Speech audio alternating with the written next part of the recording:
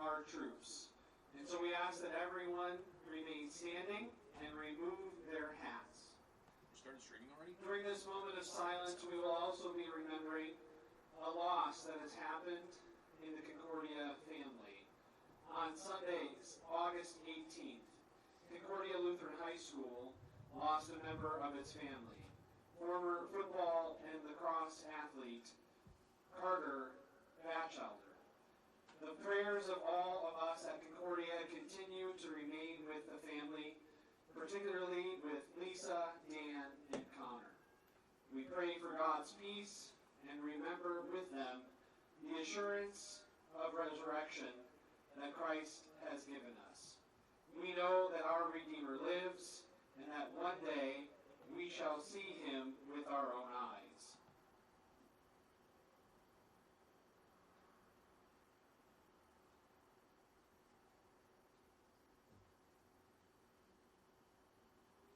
Let us pray. Dear Heavenly Father, govern our hearts that we may never forget your. When you experience a sports injury, muscle, or joint pain, you want treatment right away.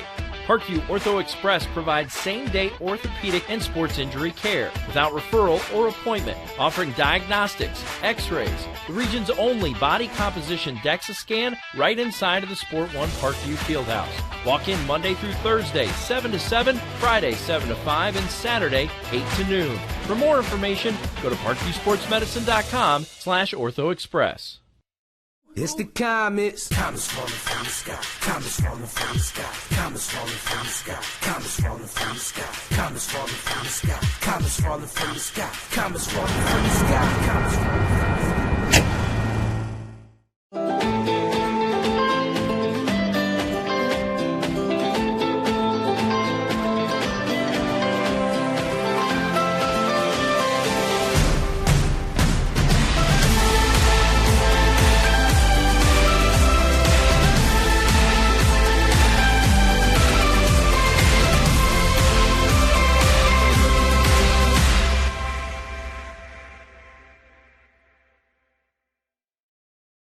Concussions. They're a concern for parents of athletes in any sport. That's why Parkview Sports Medicine is leading the way with the area's first Concussion Clinic. Our integrated sports medicine team utilizes an innovative, evidence-based approach to manage athletic-related head injuries in those 14 and older, providing comprehensive care to get the athlete you love safely back in play. To schedule an appointment, call Parkview Sports Medicine at 266-4007. Reaching higher, pushing further. Parkview Sports Medicine. Game on.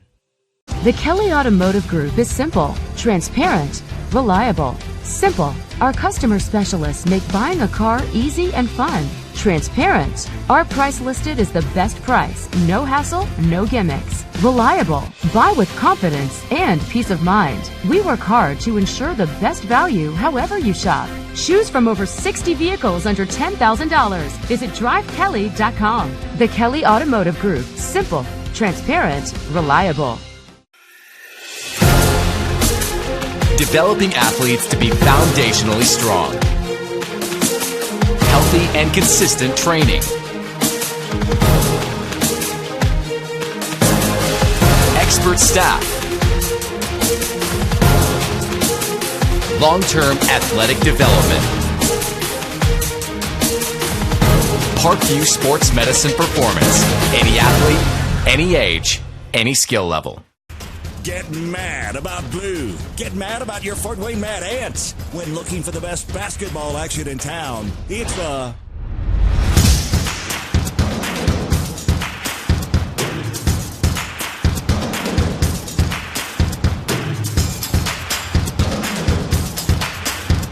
Go to FortWayneMadAnts.com for the complete game schedule. See your Fort Wayne Mad Ants in action. Get mad about blue. I chose St. Francis because they made a promise that I would have real-world experience that I could take when I graduated, and they delivered on that promise. For me, the classroom only gets you so far. So they're setting you up with an internship. I had a mentor that they set me up with that was a CEO of a DuPont hospital in Fort Wayne. They offer degrees in accounting, business administration, risk management and insurance, marketing, and finance. They just did a great job of the full circle of not only the education but also the experience. Parkview Sports Medicine, especially since I've been a pro, has been a place where my game has really been able to develop in multiple facets. Injury prevention, maintenance, physical therapy, weightlifting, agility work, all the things that I need to do in order to have an NBA body. This is the place for me to go when I come back home and I need to get a workout in. Always welcome me back with open arms. Parkview Sports Medicine. Game on. It may be winter, but it's never too early to start thinking about spring. Start your new year sharp and trust Kurt's Mio to power wash your home. Fair prices, superior quality, and exceptional customer service. Schedule your spring special appointment today. Additional services include concrete sealing, deck and fence cleaning, driveway replacement, and stamped concrete. Give your home the curb appeal it deserves. Just head on over to kurtzmio.com, request your virtual quote, and use the code SummitCity for 15% off today. Both runners are running, play coming home. From the crucial plays to the highlight of the game to the victory celebration, we are there. Summit City Sports isn't just a business. It's a group of companies investing in the youth of Fort Wayne athletics. It's because of Parkview Sports Medicine, because of Kelly Automotive Group, Indiana Wesleyan University, University of St. Francis, and Big Eye Fish, that we can produce our broadcast viewed by hundreds of thousands in Northeast Indiana. Support Summit City Sports. Become a sponsor. Join our winning team today.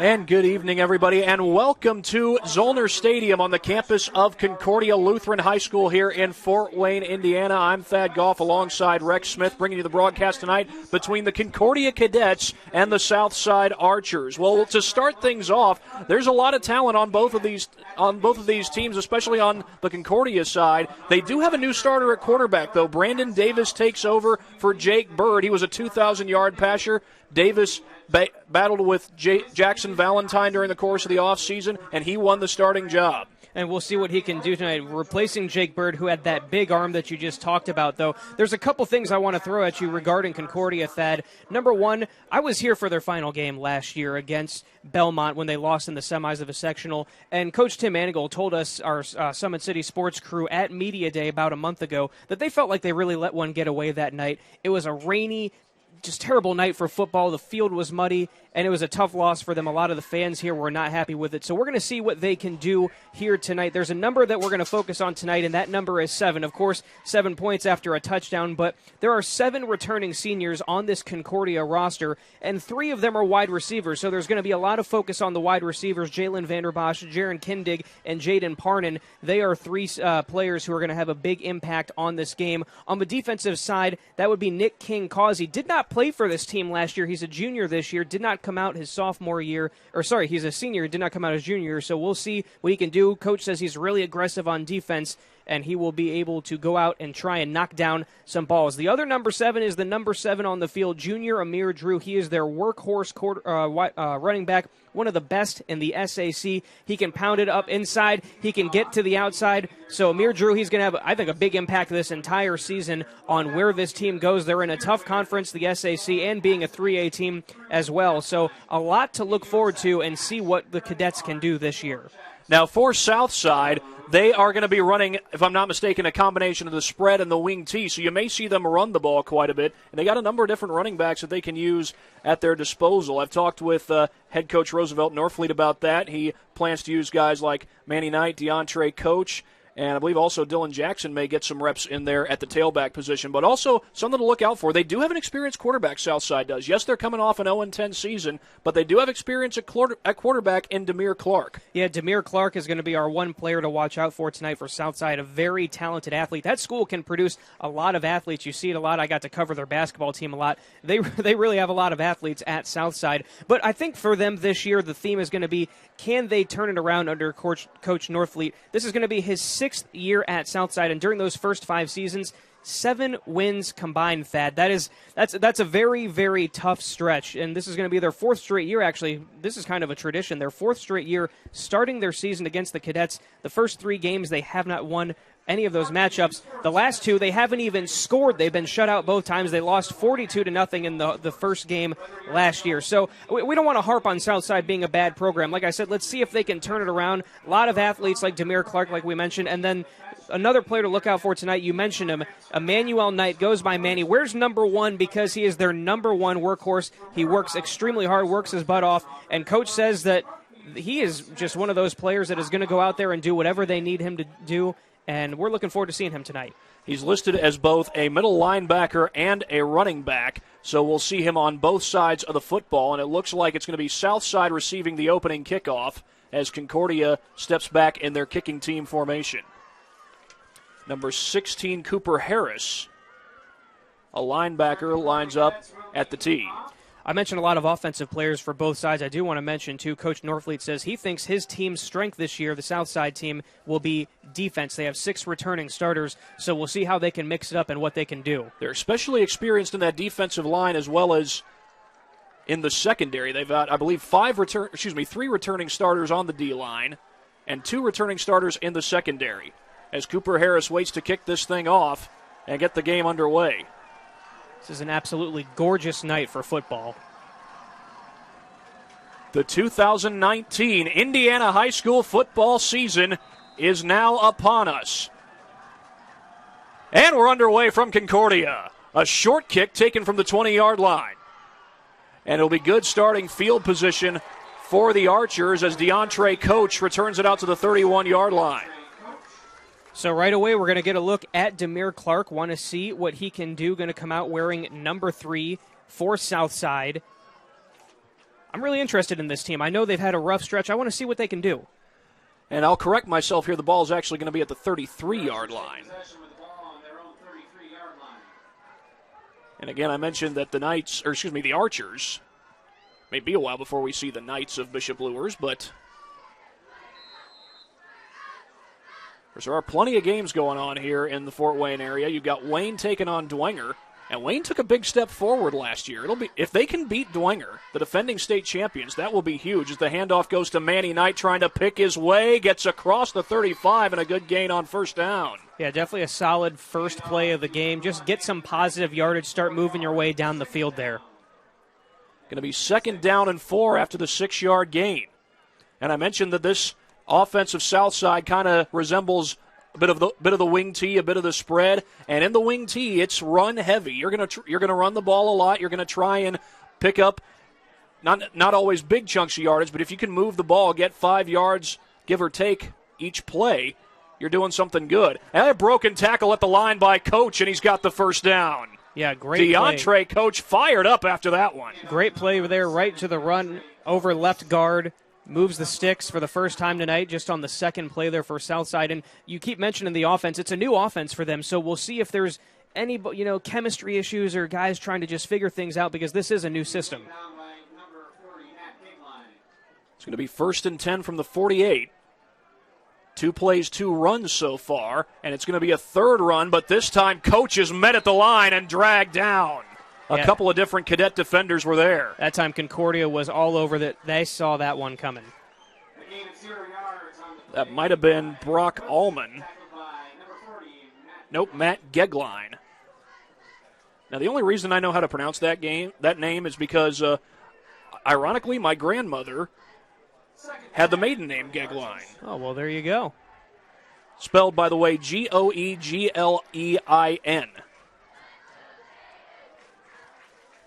Gegline, a 5'8", 170-pound linebacker. They fake the handoff, looking for the option, but the Cadets are all over that one.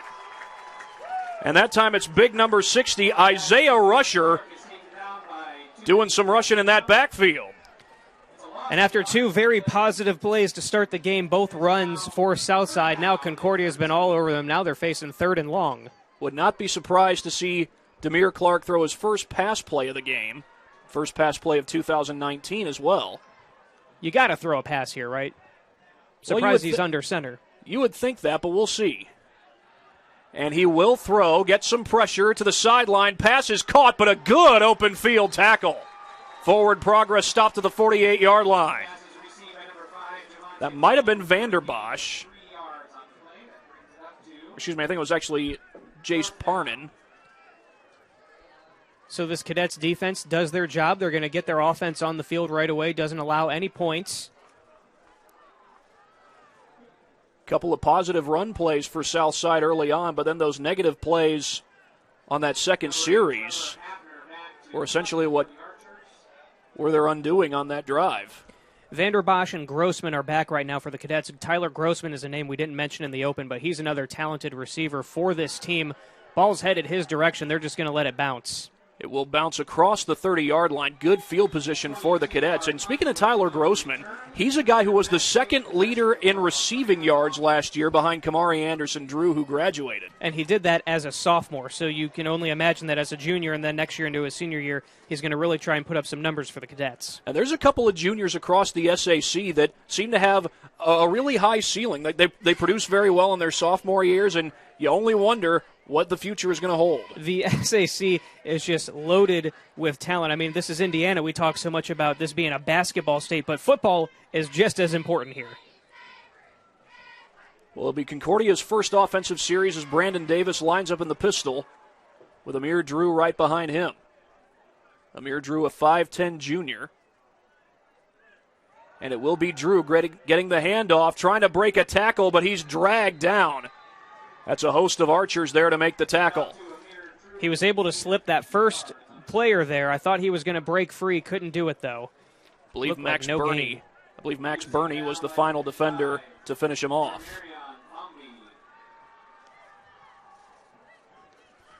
Jeremiah Fomby in there as well. Got 8.5 minutes left to go here in the first quarter. 2nd and 8 for Concordia. Their former quarterback Jake Bird had the ability to throw the ball down the field, and Davis, we'll see if he does so here. Instead, he goes with the short route, but it's dropped. This is Jaden Parnan. Was looking at about a 6-yard gain had Parnan caught it, but instead it's going to be 3rd and long. I mentioned Parnan as one of those 3 receivers, the seniors, that have to have an impact on this team. You need good senior leadership. He's got to be one of those guys. Can't make that drop there. So already in the game, each quarterback has thrown 1 pass. Damir Clark is 1 for 1. Brandon Davis 0 for 1, but still a lot of football to be played. There comes the rush. Davis gets it away. Wide open is Drew, but he bobbled the ball. Some pressure on number 1 Brandon Davis. Davis took a big hit there by Kyle Cordell. Kind of got knocked down. He's kind of wincing just a little bit as he comes off the field, but he looks like he's going to be all right. That was a free release by the Archer front. They got heavy pressure on him, but Concordia had the screen set up, and if you were to ask Amir Drew, he'd probably say that he wishes he would have caught that one. I would have to agree on that. For Southside, though, you're winning the field position game, at least with that defensive series right there. Should get decent starting position if they can field this punt here. Dylan Jackson, one of 2 guys back to return the punt. Bit of a high snap. They get pressure. They're going to fake it, or at least run with it to get what they can, and a lot of room to run. Grossman picks it up. Are you kidding me? Check that Vanderbosch. But my goodness, I don't think that's the way they drew it up, but the Cadets move the chains. And you know what? The morale was kind of looking low there on the sideline just before that. Davis came off not really happy, but that might give this team some energy and get them moving down the field. To the 46-yard line. And every now and then, those kind of plays can be the momentum shifter. Now, neither team really has momentum per se at this point. Southside moved the ball more efficiently on their first drive. But now how does Concordia respond after getting a fresh set of downs in the most unlikely way you would imagine? And for Davis, the first start might get rid of some nerves bobbled here. On the option, but Drew corrals it and somehow gets a 7-yard gain out of that. My goodness, that was disaster waiting to happen, and Drew got 6 yards, it looks like, but a good gain on first down. It was a good, positive play, but once again, Brandon Davis got wrecked by a lineman there that time, and he took a big hit. He's on the sideline right now talking to Coach. If I'm not mistaken, that's 8 total yards of offense for Concordia, not counting the fake punt, of course. I'm not sure if that does count since it's a special teams play. 4 wide receivers on the field for Concordia. They do run the spread offense. Back to throw is Davis. Quick hitter, has it complete near the marker. And I believe that was Vanderbosch. Going to mark him just across the 40-yard line. Nope, that was Grossman. Tyler Grossman with his first catch of the game. That is going to be very close, but that was a very nice tight throw there by Davis. He really put that one in there right where it needed to be. 3rd and 1. About half a yard, if you will. And we know the Cadets have an experienced running back. We'll see if they give it to him here. Amir Drew rushed for over 1,000 yards a year ago. He's 5'10", 180. And he will get the call and picks up the first down and more. Drew, bouncing off tacklers, gets it across the 25. He needed a half a yard. He got about 21 and a half. And those are the big plays that Amir Drew can bring to this football team. He did it a lot last year. We'll see more of it from him this year, that's for sure. They'll set it up at the 24-yard line. And the Cadets now finding some rhythm.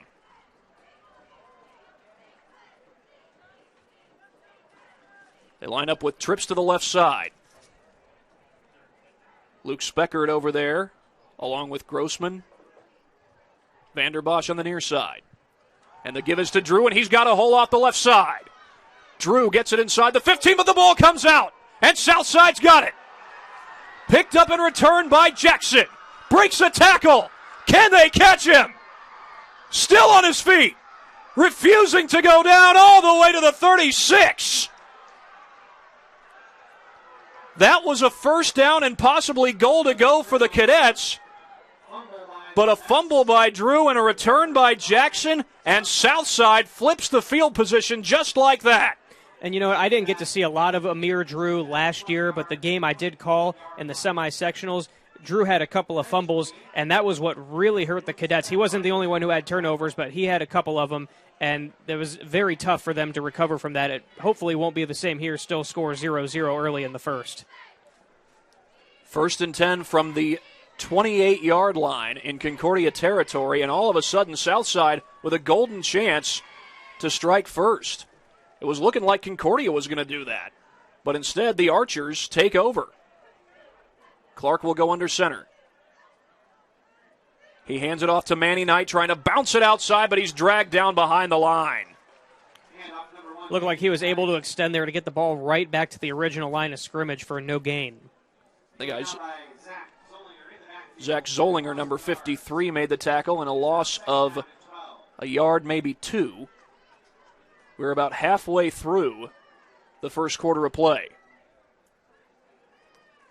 Not a favorable spot there. It looked like Knight was able to reach out a little bit further than that and get some more yardage back, but nonetheless, 2 and 12. Clark will go under center. He looks to throw, getting some pressure downfield. One-on-one, incomplete. Well played there in the secondary. I think that was Vanderbosch. It was intended for Trevor Hapner. Either way, 3rd and long. And yeah, it was Vanderbosch there on the coverage. It looked like Xavier Sheehan. Actually, he's a junior DB. Sheehan, number 9. This will be 3rd and 12 from just inside the 30. Right after Southside forced the fumble in the red zone. Fake handoff, running out of time. Pass is high and incomplete. And there's a flag, a late flag. That was Vanderbosch on the coverage. Are they going to get him for early contact? The officials will discuss this. And it looks like it is going to be pass interference. There you go. That was a 3 and out waiting to happen, but the penalty on Vanderbosch will give Southside the first down. And this is going to move them down into the red zone. Well, I just think Concordia had momentum going. They had what would have been back-to-back first down runs by Amir Drew. Then he fumbled after picking up the first down. It was returned by Dylan Jackson into Concordia territory, and then you think you've got to stop on third down, but you get flagged for pass interference. Yeah, this has kind of been an up-and-down game already so far, and we're only at 4:43 in the first quarter. This is the first official red zone possession for either team. As Damir Clark lines up in the gun. Sets up the screen to the far side. Stumbling a bit there was Javarius Jones, and he goes down to about the 11, maybe the 10. They're actually going to mark him down. Looks like about the 11 or the 12. But about 4.5 minutes to go here in the first quarter. And Southside is knocking on the door. Trying to strike first in the 2019 high school football season. This could be big for Southside. If they can punch one in here, might build a little momentum for them the rest of the game. And whistles blow, and it looks like they're going to be backed up. That'll bring them back 5 yards. A false start penalty against the Archers. Whoa, wait a second. The official just pointed towards Concordia. The referee did. And now they're moving the ball back, so I think he just pointed the wrong way. I think he was pointing out the player who the... Yeah, there we go. There we go. False... Okay. Yeah, I've never seen a false start against the defense. Neither have I, actually. It's very cliche to say it, Thad, but both teams obviously can't have the penalties. That's going to hurt them.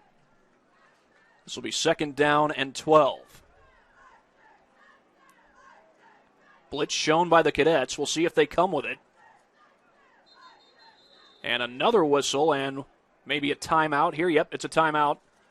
Taken, I think, by Southside. And while we have a moment, we'll go ahead and thank some of our sponsors that allow us to come out and do the many games we get to do. Today's broadcast is brought to you by SummitCitySports.com. Follow us on Twitter at 260sports, like our Facebook page, Summit City Sports, and be sure to subscribe to our YouTube channel. At Parkview Sports Medicine, it's game on. Parkview is the region's largest integrated sports medicine team, providing athletes specialized services from improving their performance to recovering from injuries. To learn more, go to parkviewsportsmedicine.com. Kelly Automotive Group is Indiana's #1 automotive group with over 1,000 new vehicles and 500 pre-owned vehicles to choose from. Please visit drivekelly.com. Simple, transparent, and reliable. The world is waiting for you to make a difference in a way that only you can. Discover your strengths at Indiana Wesleyan University's residential campus in Marion, Indiana. Visit indwes.edu. And without a doubt, we will get a word in from the rest of our sponsors as the game goes on. This will be 2nd down and 12 after the two teams come out of the timeout. 3:45 to go here in this first quarter. No score between Southside and Concordia. High snap, and it gets away. And falling on top of it is Clark, and another negative play. It's first game of the season for both teams. Both teams so far have gotten close, looking like they're going to threaten to score, and then they go backwards. And it's their own doing. So a little bit of things here that both teams got to clean up just a little bit. I'm sure both coaches right now are talking it over with their assistants on the sideline about what they need to do. This is going to be 3rd and a mile. 3rd and 25 to be specific. Yeah, they got to get all the way down to, it looks like, the 5. Yeah, this was the first red zone possession of the game for either team. Clark to throw. Going deep. Has a man. Single coverage. Is that picked off? I think it was. A tie would go to the receiver, but I thought it was Concordia who had it first, if anything. It's Cam Johnson who's coming up with the ball for the Cadets. It's a catch! My goodness! That looks like Javarius Jones coming out of there. And if that stands, that's going to be first and goal. I think that's Tim Manigal pleading his case. I thought the Concordia defender had it first. Yeah, Cam Johnson looked like he had both hands on the ball when they both went down. Flashback to 2012 in Seattle, when Golden Tate was ruled to have scored the game-winning touchdown. Now, wasn't that replacement refs? Yes, it was. A ruling that, of course, still stands to this day, but many fans will point out it was Rashad Jennings who had the ball first. DeAndre Coach battling, touchdown! And the first points of this game belong to the Archers. A 5-yard touchdown run by Coach. And the Archers take a 6-0 lead. Here's a replay of it real quick. They're going to sneak one in here. DeAndre Coach gets it. And there he goes right in there and able to cross the line. So 6 on the board early for the Archers. I believe that's Jalen Lattimore. Now check that, number 13, Hugo Huerta, lining up to kick the extra point. Devontae Alford will hold it for him.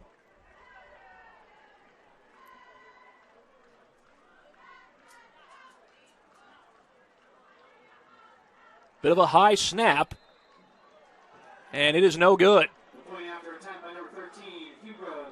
Looked like the ball slipped a little bit in Alford's hands. He made the catch, but didn't quite catch it cleanly. It was a bit of a high snap. And in the meantime, we will be right back here in just a moment here on SummitCitySports.com. Parkview Sports Medicine is an integrated sports medicine team. We're treating injuries when and where they happen and working to prevent them before they do.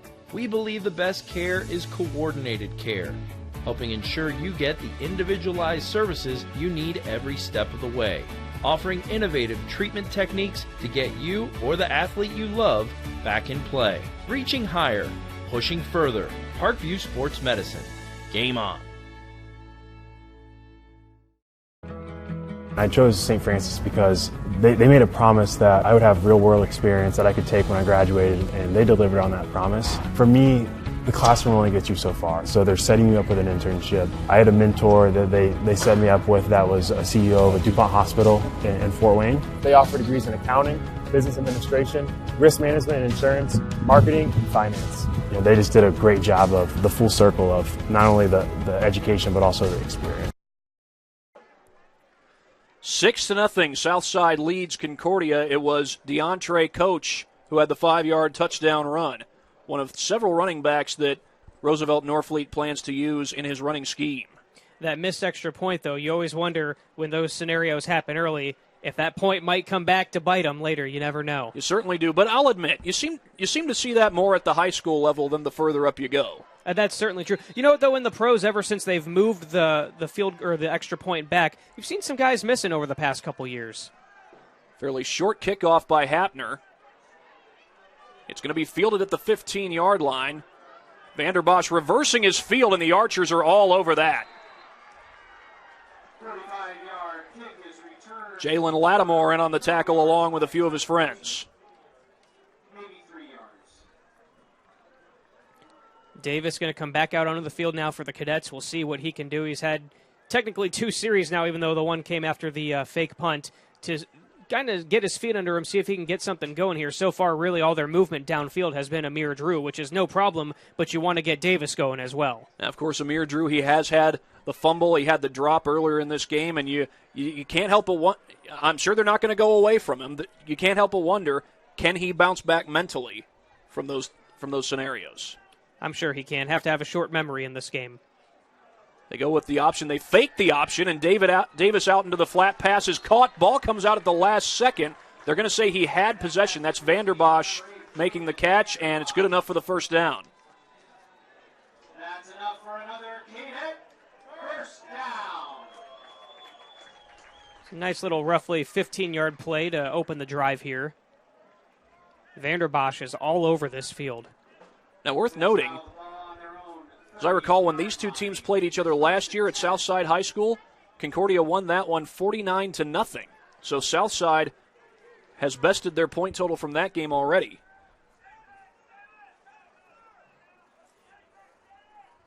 Grossman goes in motion. They hand it off to Drew straight up the middle, and he's got about 5 yards on that carry, make that 6. You knew they weren't going to go away from him. No, definitely not. You can't. He's your workhorse. You got to feed it to him up the middle. You got to try and get him to the outside sometimes. Try and use him in different ways. Had a couple of big runs already in this game. On 3rd and half a yard, he picked up 21 yards. But yeah, you mentioned it. Like I said, these teams, this is the 4th straight year they're opening the season against each other. Southside lost 42-0 last year, got shut out the year before, and only scored 7 the year before that. So this is a good start for them. First 2 plays from scrimmage for Southside. They move the ball effectively. Davis flushed, gets out of the pocket, and he's going to take off and get what he can, and only gets back to the line, and here comes a flag. And that's going to be moving down the field for the Cadets there. They kind of brought him down by the neck. Might be a horse collar tackle. It's either a horse collar or a face mask, and it looks like a horse collar. Saw one of the near side officials make the signal for a horse collar. Either way, it's going to be a first down, 15 yards if I'm not mistaken. Yeah, this will probably move us closer to midfield, that's for sure. A minute and a half to go here in this first quarter. And, you know, Southside had him dead to rights. It was obvious that they were going to get Davis in the backfield, but the horse collar tackle comes back to bite the Archers. Yep, and of course Davis, he's an athlete. You want to, when he gets in those scenarios, you want to let him try and use his speed and athleticism, try and get out, but definitely want to aim for the sideline there as well.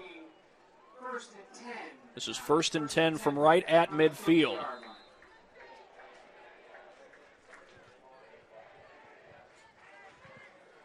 Davis lines up in the pistol with Drew behind him. Trips to the far side of the field. They fake the handoff. Davis steps away from the pressure. A deep ball, one-on-one, incomplete, and there's another flag. He was going for Luke Speckard.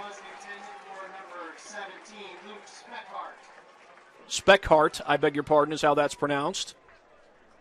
And they're going to say he was interfered with. That's penalties on back-to-back plays.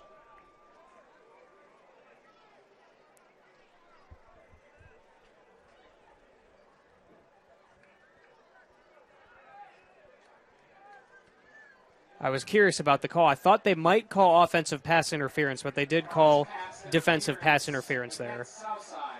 Yeah, Speckhart tried to go over the defender to make the catch. And it looked like he got there way before the ball did, but the call goes in favor of the Cadets. Maybe we can call that a make-up call for that catch call on the other end that looked like an interception. Yeah, you and I both agreed that seemed to be an interception and not a catch. But you know, either way, that's, you know, sometimes when you watch it live, you think you see it correctly. Yep. And, you know, we're so far away from it here up in the booth as well. But maybe this will be what the Cadets need because it worked out in Southside's favor on the other end. This will be 1st and 10 from the 35, rather. This time 2 wide receivers on either side of the field, but now they motion Grossman. And it'll be Drew getting the handoff, breaks 1 tackle, but not the second. And breaking that first tackle was just enough to get back to the line of scrimmage there and not lose yards there. I wanted to point out, too, on the last play, on that long pass, that was a great block by Amir Drew. He really got the defender running in and was able to give Davis some time there. This will be 2nd and 10, 6-0. Southside has the lead. Concordia went 5-6 last year. And you know, head coach Tim Manigault, when he was at Media Day, he told our Summit City Sports crew that he is, and I quote, cautiously optimistic. Those are the 2 words he used, and it's because he lost so many seniors and only had 7 coming back. He wanted to see what kind of leadership they would bring to this squad. Davis flushed, he'll take off, gets what he can, but he didn't get much. He was being chased from behind by Kyle Cordell, and I believe it was Daquan Reed who eventually took him down. as we wind down towards the end of the first quarter. And I think that will be the final play of the first quarter. We're down to 4 seconds. Yep, there you go. First quarter comes to an end. Southside has the lead. Concordia trying to take advantage of a couple of penalties. They'll be faced with 3rd and 10 when we return for the second quarter on Summit City Sports. Parkview Sports Medicine is an integrated sports medicine team. I mean, I always had my family behind me. I always had my team behind me, but to have staff that wanted the best for me and to get me feeling better the quickest was really reassuring. Parkview Sports Medicine. Game on. It may be winter, but it's never too early to start thinking about spring.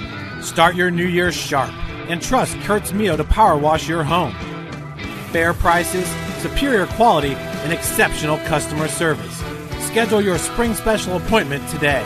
Additional services include concrete sealing, deck and fence cleaning, driveway replacement, and stamped concrete. Give your home the curb appeal it deserves. Just head on over to kurtzmio.com, request your virtual quote, and use the code SummitCity for 15% off today. Back here for the start of the second quarter. Southside leads 6-0 here over Concordia, and we've got some scores from around the Fort Wayne area as well. Yes, we do. Dwenger is currently leading Wayne right now 13-0. Carroll 7-0 over Lures, and Snyder 7-0 over Northside. Now, some might be surprised at that Carroll score, leading 7-0 over Lures. Lures, of course, a team that's used to winning state championships, but they're coached by a head coach in Doug Dinan, who has, in now his 10th year of coaching, led them to 7 winning seasons in his career. He's done a heck of a job with the Carroll Chargers. Yeah, a very positive thing going on over there with their program right now. And the one we talked about, Wayne Dwenger, the reigning state champs, even though they now move up a class, leading 13-0 so far. Carroll, by the way, they got a tough one next week. They're going to Snyder, and the Snyder Panthers are celebrating 55 years of very successful high school football. And there is a lot of talent on that team right now. Especially at the running back position. They had to replace Anias Lockett, but they got some good backs in their backfield nonetheless. Back to throw is Davis, flips it out at the last second to Drew, picks his way, he's got it. Amir Drew gets all 10 yards plus 3 to move the chains on 3rd down. And that was a really great play by Davis because he had big number 50, Kyle Caldo, coming at him again. Caldo's gotten to him once already earlier in the game, really knocked him down. Good play by Davis to get rid of the ball before he could take a hit. Cordell and several others got to him about a play ago just before the quarter ended, but now it's 1st and 10, just a couple of yards outside the red zone for the Cadets, as Amir Drew will line up in the pistol right behind Davis. And that's Grossman lining up as kind of the up back in this pistol set. And it will be Drew getting the handoff, bounces off a tackle. There is a flag down. We'll see if they get Concordia for a hold. Flag was thrown about 2 yards into the backfield. We'll see what they call here, but they will call offensive holding here. That'll bring him back 10 yards.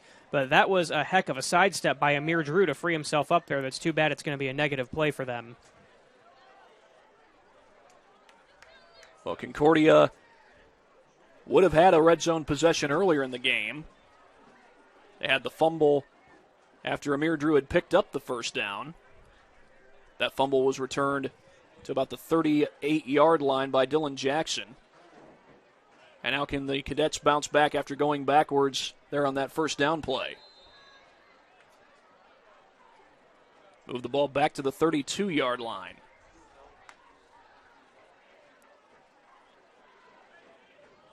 You're talking about some of the big games going on next week. Concordia's got a big one next week. They're going to be on the road against Homestead. Yeah, and I'm thinking we will be there as well, and these Southside Archers have to go visit Northrop. Back to throw is Davis, gets a blitz, going downfield toward the end zone. Touchdown! I believe that was Grossman. Nope, it's Vanderbosch. Jalen Vanderbosch, the senior. A 34-yard strike from Davis. And Davis has his first touchdown pass of the 2019 season. That was an absolute perfect throw there by Davis. He put it right on the money, had perfect touch, put it only where Vanderbosch could catch it, right there near the sideline. That was a great play for the Cadets. Joe Gutman on for the extra point. which could be the difference in this ball game if he knocks it through. It will be the difference in this ball game if he knocks it through. They get it down, and the kick is good. And Concordia takes the lead, 7-6 over Southside. And in the meantime, we will go ahead and thank the rest of our sponsors. Tom Steele Tire has been servicing the Fort Wayne area for over 40 years. They will help you find the perfect tire for your vehicle and other auto repair services like brakes, wheel alignments, engine diagnostics, and more. Just visit TomSteeleTire.com. Big Eyed Fish has been around the Northeast Indiana area for generations. Like their Facebook pages for updated promotions. Enjoy the best fish in Fort Wayne in a family and friendly environment at Big Eyed Fish. Give your home the curb appeal it deserves and trust Kurtz Mio to power wash your home. Additional services include concrete sealing, deck and fence cleaning, driveway replacement, and stamped concrete. Head on over to KurtzMio.com. El Azteca Restaurant has been consistently serving food since 1973. Their recipes use only the best fresh ingredients. They are family-owned, and they pride themselves on great quality. For more information, go to elaztecarestaurant.com. A 7-6 lead for Concordia. They strike on their first possession of the second quarter. A 34-yard touchdown pass from Brandon Davis to Jalen Vanderbosch. And another short kickoff. This one returned inside the 15. Dylan Jackson on the return gets it out to about the 30, so it will be good field position to start for the Southside Archers. That was a 30-yard kick received by Trevor Hafner. Well, Southside has had good field position on most of their possessions. In fact, I think all their possessions they've started at the 30-yard line or better. Both teams have had great field position, but it's been the penalties and the one turnover that's kind of affected both sides. Either way, though, they've both been able to find a way to find their way into the end zone now. They'll have Damir Clark lining up under center. He looks to hand it off and does so to Jackson, who's drilled in the backfield. I believe that was Alphonse Griffin. Nope, Zach Zollinger, number 53.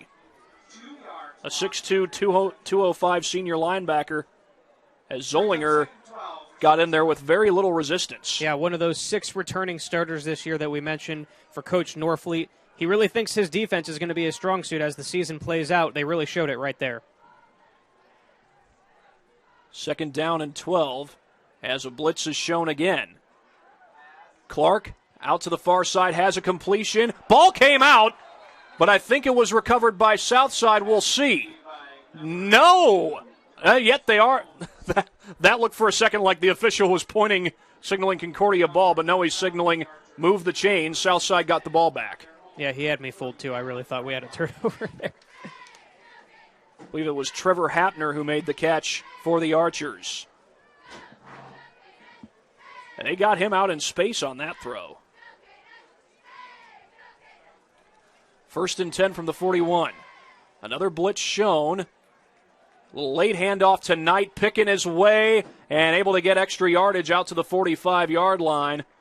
Looked like they were going to have him stopped at first right at about the line, but it's a good gain on first down. And they're moving the ball once again down the field. They started off that first drive with a couple of positive plays. They're doing it once again. Just can't have any mental errors. That's what will hold them back. Thad Goff, Rex Smith here at Concordia High School. Morgan Carroll is our camera operator. Morgan's up on the roof. It's dry tonight. Yes. Delayed handoff, and it's about 2 yards gain there. I think that was Jackson. Gain of 2 yards on the play for the Archers.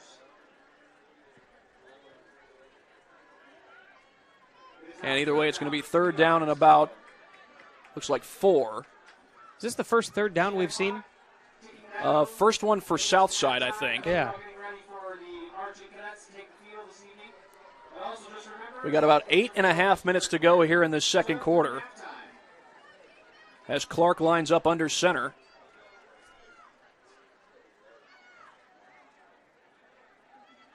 Looking to throw instead, tosses it at the last second, but that is well defended in the backfield by Concordia. They had about half their defense there to bring that play to an end. Yeah, the Cadets were all over it. Dontrell Johnson, the first one to get there for the Cadets. Several Cadets there to make the tackle, including defensive back Nick King-Causey. And that's going to send Vanderbosch and Grossman back again, once again, to try and return a punt here. 7-6, Concordia leads Southside.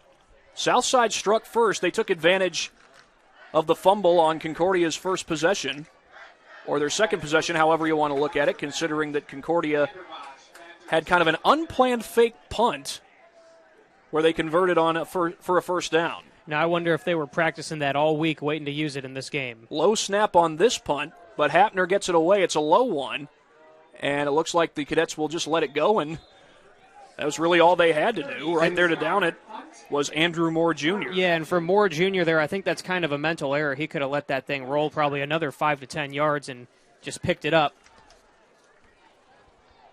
7-6 in Concordia's favor, as they will start this drive from their own 20. Brandon Davis had the go-ahead touchdown pass into the hands of Jalen Vanderbosch. It was his first touchdown pass of 2019, but he did get some playing time last year in relief of Jake Bird, and I even started, I believe, a couple of games. I know he played the Concordia game almost all the way through, the Carroll game all the way through. Which hopefully should really give him some good experience going into this season here. They go with the option off the right side. This is Drew bouncing it to the outside, and he gets a couple of yards on that play. Got about 3 out to the 23-yard line. Yeah, he probably ran about 10 yards there, but a lot of it was behind the line of scrimmage. So not much moving forward there. Just 2nd down and 7, so 3 yards. One name we haven't quite called yet, Jaron Kindig, is in the game at wide receiver. Kindig is a 5'7" senior wide receiver. Another in that trio of senior receivers.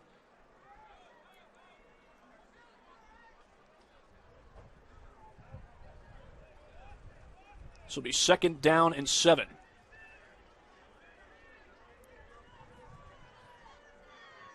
Out of the pistol, they fake the handoff. Davis throwing out in the flat, complete. There's Kindig with the catch. He's got the first down. He loses the ball. And Southside recovers. That's the 2nd turnover of the game by Concordia. DeAndre Coach there to pick it up for the Archers. I was just about to say that was very good timing on your part mentioning Kindig, but now did you put the broadcaster's curse there on him, or what was that? It's quite possible. Now we have nothing to do with it. 1st and 10 from the 36-yard line. So good field position here now for the Archers as Clark comes trotting back out onto the field. Now he's going to head back to Coach. That's been a consistent theme of this game, is the good field position that Southside has gotten. I believe they've started at the 30-yard line or better on each of their possessions so far. Yeah, but unfortunately for them, they're still down 7-6. Still down 7-6, but they can take the lead on this possession. They fake the handoff. Rolling away there is Clark. He throws it downfield. Incomplete. Trying to get it to Hapner, but Vanderbosch was there. Yeah, in and out of the hands of Hapner, too. Good pressure by the defense, but I think that was a catchable ball. It hit him right in the hands. Vanderbosch got there at the last second to dislodge the ball from the receiver. You see it a lot in high school football where there's guys who play both sides of the field, but Vanderbosch is just one. I mean, he is just everywhere. He does everything for this Cadets team. Vanderbosch, a 6'2" senior.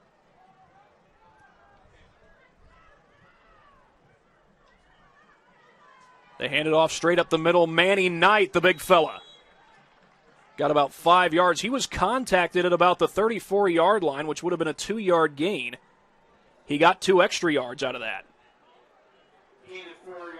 You can attribute that to his size. Manny Knight also plays middle linebacker.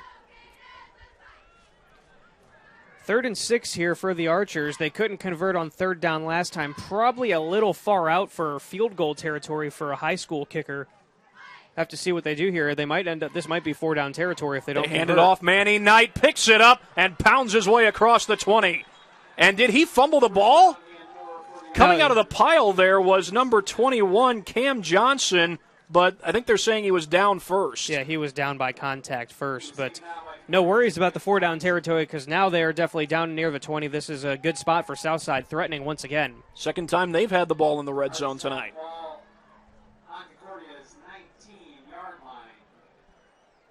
As they get the ball to the 19-yard line of Concordia, Clark will operate from the shotgun here on 1st and 10. As the Archers have a bit of momentum going.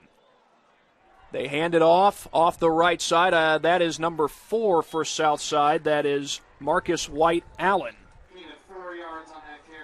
His first carry of the game. White Allen is a junior.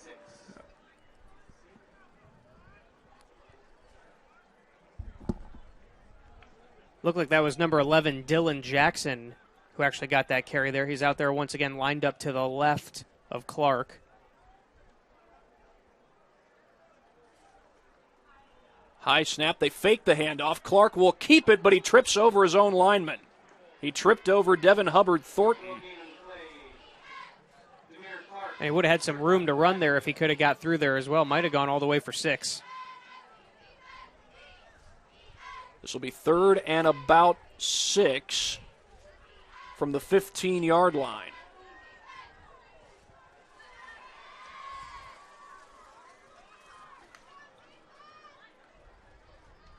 Jackson lines up in the backfield again.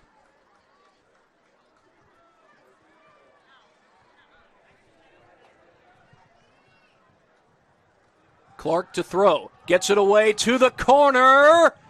Touchdown! Javarius Jones. And Southside reclaims the lead. That was a heck of a catch by Jones right there in the back of the end zone.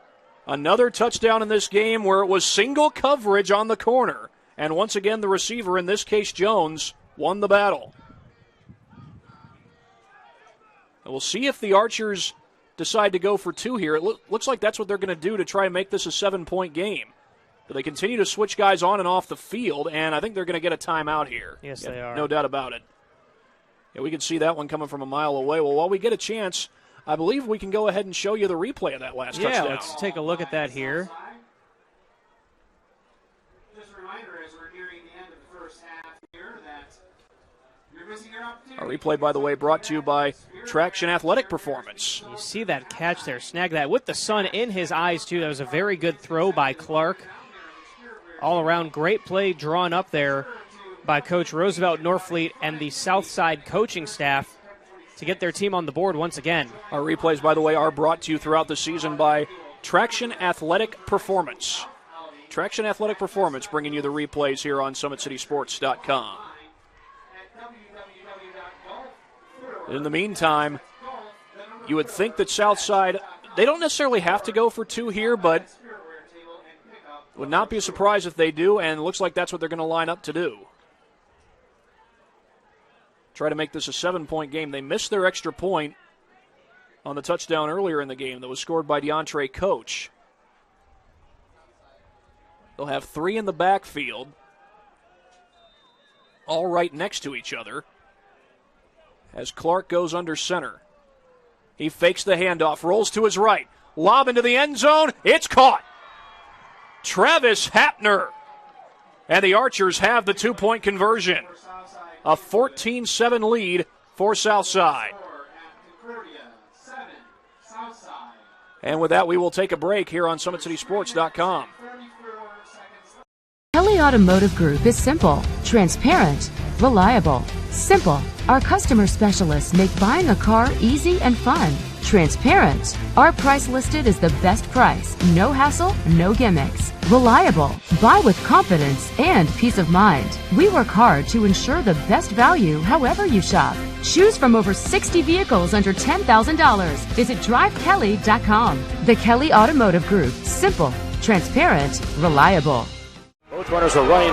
Play coming home. From the crucial plays to the highlight of the game to the victory celebration, we are there. Summit City Sports isn't just a business.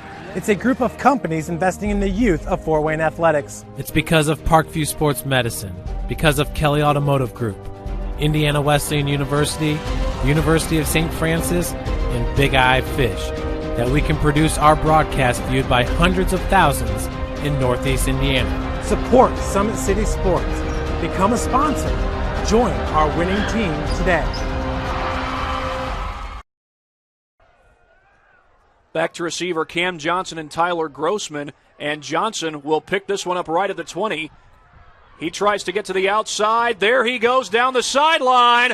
Out of bounds at about the 38. Good return by Cam Johnson. And just what the doctor ordered if you're Concordia after falling behind 14-7. Yeah, they're looking at 3:37 to go in the half. If in a perfect world for them, they'd move this right down the field and score a touchdown, tie things up right before the half, then try and regroup and move forward into the second half. For Southside here, you want to try and get the ball back and try and run a 2-minute drill if you can. And Concordia's shown an ability to move the ball down the field. Their touchdown went for 34 yards to Vanderbosch. Had a 20-yard run by Amir Drew earlier in the game, so they certainly have plenty of big play capability. And Tyler Grossman, he's another guy who's shown big play capability over the course of his career. Operating from the pistol here are the Cadets. They'll hand it off to Drew, runs it off the left side, broke one tackle but not the second, and there's a flag, and I think this is going to be for a face mask. It looked like somebody got him right around the face mask. We'll see what the officials rule it. Concordia is walking back. I'm going to think this is holding on them. Wait for the signal here. Oh, no, personal foul. It is a face mask. Interesting. That is a penalty against Southside. Personal foul, face mask against Southside. Automatic first down for the Cadets. After two turnovers, the fumble by Amir Drew and then the fumble by Kindig, Concordia cannot afford another turnover tonight. Absolutely, especially this late in the second half, with an opportunity to tie it. As now they've got the ball in Southside territory, operating from the pistol. They fake the handoff. Davis rolls out, throwing downfield, double coverage, tipped and incomplete. That was almost picked off. Yeah, that ball came up just a little bit short. If he could have put a little bit more on that, might have been something good for the Cadets, but the defense was all over it. Dylan Jackson, the safety, got the tip. Jackson, a free safety in addition to playing running back, and he had that perfectly played. He did everything right except catch the ball. Second down and 10 from the 44-yard line. I think in this portion of the game, that's a good risk you can take there on first down, but now you have to get the first down these next couple of plays here. Drew the lone setback. He lines up in the pistol behind Davis. Davis looks to throw. Running out of time. Throwing it downfield. He's got a wide open man. Vanderbosch to the goal line. Ball comes out. Was he in? I think they're going to mark him down at about the 1 yard line. And if not, then the question becomes, where was the ball when it came out? And check that was Grossman, Tyler Grossman. He's number 6, Vanderbosch is number 8, so my apologies there, but the numbers are very similar. It is going to be first and goal. They're not going to call it a fumble through the end zone.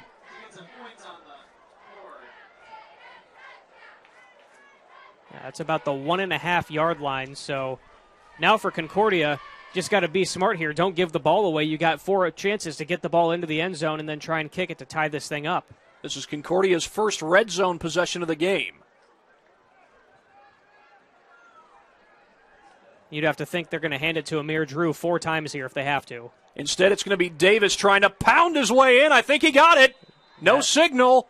He did not get it. Going to be very close. Second and goal. Because I think they're going to give him the 1 yard line. And I don't think they needed to do that when they've got Drew back there. Big, powerful back. He can pound it up the middle. Just hand it off to him and let him go to work. Follow your offensive lineman. Second and goal from the 1. We'll see if Drew gets the handoff here on second and goal. They will spread the field out.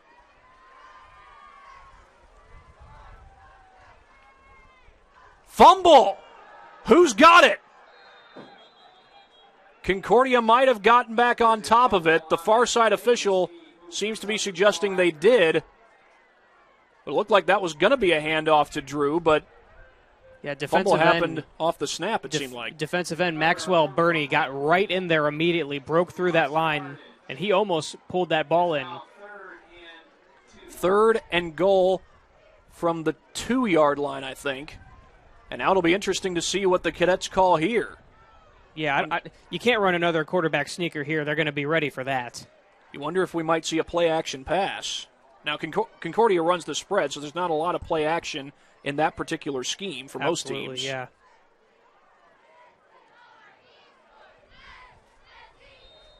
And we're going to get a timeout called by head coach Tim Manigal. And we'll take a timeout right along with him here on SummitCitySports.com.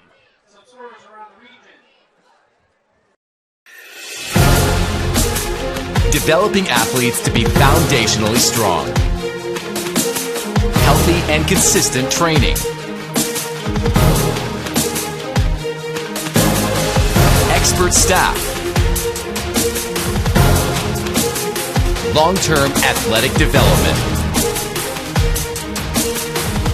Parkview Sports Medicine Performance. Any athlete, any age.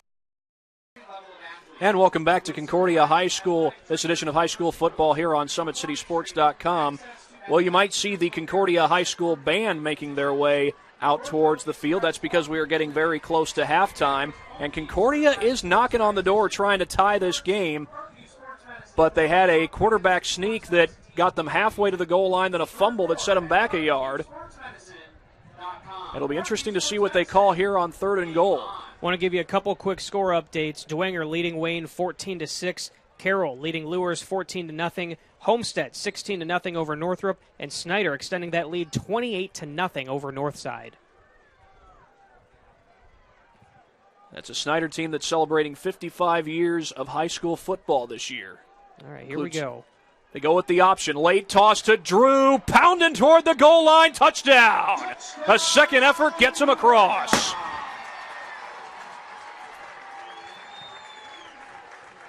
And we are an extra point away from being tied here at Zollner. Here's a look at that play. Gets the toss right over to Drew. Gets met by two defenders, but he's able to get that extra push and punch it into the end zone for 6. Joe Gutman on for the extra point. The all-important extra point, we might say. They get it down. Flag on the play. The kick is good, but it's probably moot. It's a false start on Concordia, so they'll have to try again from 5 yards back. Concordia won state in 2016. That was a year removed from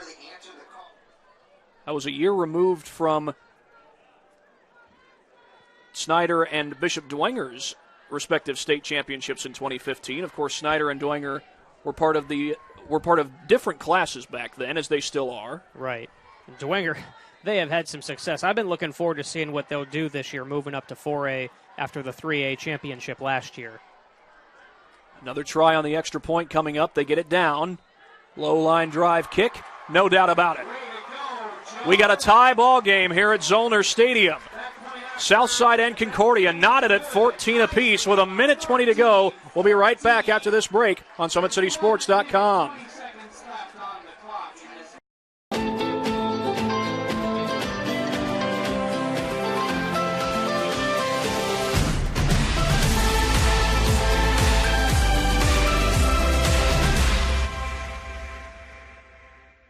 Both runners are running, play coming home. From the crucial plays to the highlight of the game to the victory celebration, we are there. Summit City Sports isn't just a business. It's a group of companies investing in the youth of Fort Wayne athletics. It's because of Parkview Sports Medicine, because of Kelly Automotive Group, Indiana Wesleyan University, University of St. Francis, and big eye fish that we can produce our broadcast viewed by hundreds of thousands in Northeast Indiana. Support Summit City Sports. Become a sponsor. Join our winning team today. Well, we got a good one here at Zollner Stadium. Concordia and Southside tied at 14 apiece with 1:20 to go here in the second quarter. It was Amir Drew with the touchdown run that knotted it up. Taken from the 11-yard line on the kickoff. And room to run for Jackson. I think that was Jackson. He gets it out across the 35. Yes, it was Jackson.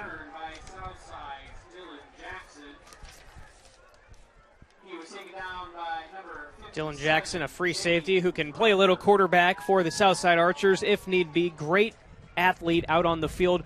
Good field position now. They're really going to move it up. 1:14 to go. You wonder how far they can move this down the field.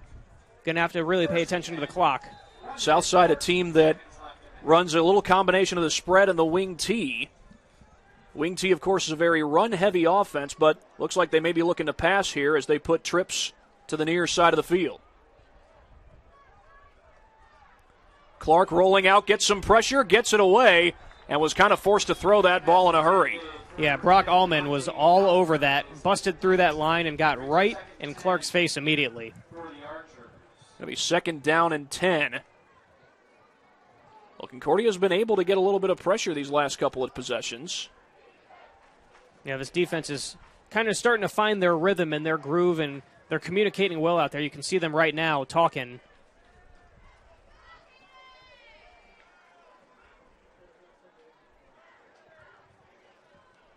I believe that's Knight, the lone back for Southside, right next to Clark.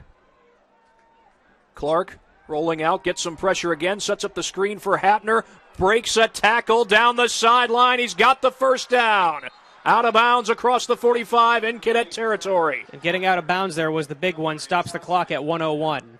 Southside has one timeout here in the first half. And that was such a big play. That was great for Southside because Kyle Caldill was about an inch away from getting a hand on that ball and batting it down at the line of scrimmage. You mean Jacob Correll? Kyle Cordell, a defender for Southside. Excuse me, I'm looking at the wrong sheet. Excuse me, you're right. It'll be 1st and 10 from the 46 in Concordia territory as Southside continues to move guys around. That's Javarius Jones and Devontae Alford. And Southside's going to burn their last time out.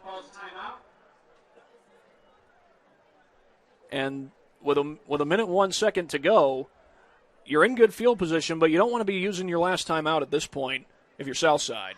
Yeah, the rest of the way now with this minute, I mean, it's going to have to be incomplete passes or getting out of bounds. Can't afford to mismanage the clock here. Now, even with no timeouts, the Cadets certainly have plenty of time to get down the field if they can get to the sideline. Damir Clark has thrown some good balls. We've seen him get some quick hitters open for him to allow the Archers to move the ball effectively. Now, what do you think, whether they score here or not, what do you think the message is for them at halftime? A team that has just struggled for years now, really. I mean, I think their last good year was like 2013, I believe. Anyone could speculate what's going to be said at halftime, but my guess is Roosevelt Norfleet's message to his guys will simply be this: keep fighting. Yeah, keep fighting, keep doing what you're doing. Got to be a positive message, and the coaching staff really has to feel good about where they're at right now in the game. Operating from the shotgun is Clark.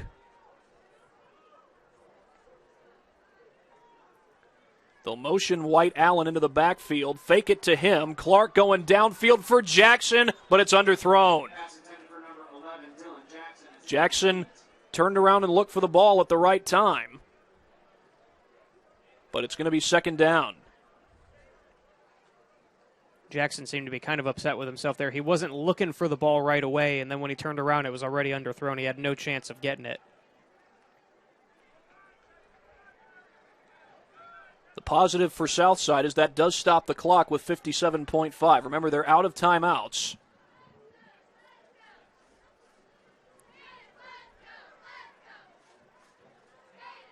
Bobbled snap, picked up by Clark, flushed out of the pocket. Throws to the sideline. Did he catch that? They're He calling it catch, did! yeah. Hapner hauls it in. A broken play turns into, looks like a 9-yard gain. Here's a look at the replay really quickly. You see the bobble right there. Still picks it up off the ground. Scrambles and throws. A great catch. Clock is moving. It's 3rd and 1. Clark rolling to his left. Throws it out in the flat, but it's a little bit too high. Devontae Alford going for it. He had trying to go for the one-handed catch there. But it's going to be 4th down, and now an interesting decision. Well, I say interesting decision. You're out of field goal range of your south side. I got to imagine they're going to go for this. Yeah, absolutely. 4th and 1. I mean, what do you have to lose? The question is, do they try and sneak a throw here, or do they just try and sneak it up the middle? A first down would stop the clock while they reset the chains. But again, keep in mind, Southside is out of timeouts. Yeah, and if they do go that route, they're going to have to get up and clock it really quickly. Clark will go under center. And a flag is down. There is a penalty flag on the play. It was thrown by the referee. They're going to call delay of game. Okay. That penalty is against Southside. So now that moves them back to the 43-yard line. 4th and 6 now. Yes. That changes your whole perspective of what you want to do here now as well. Looks like the Archers are still going to go for it.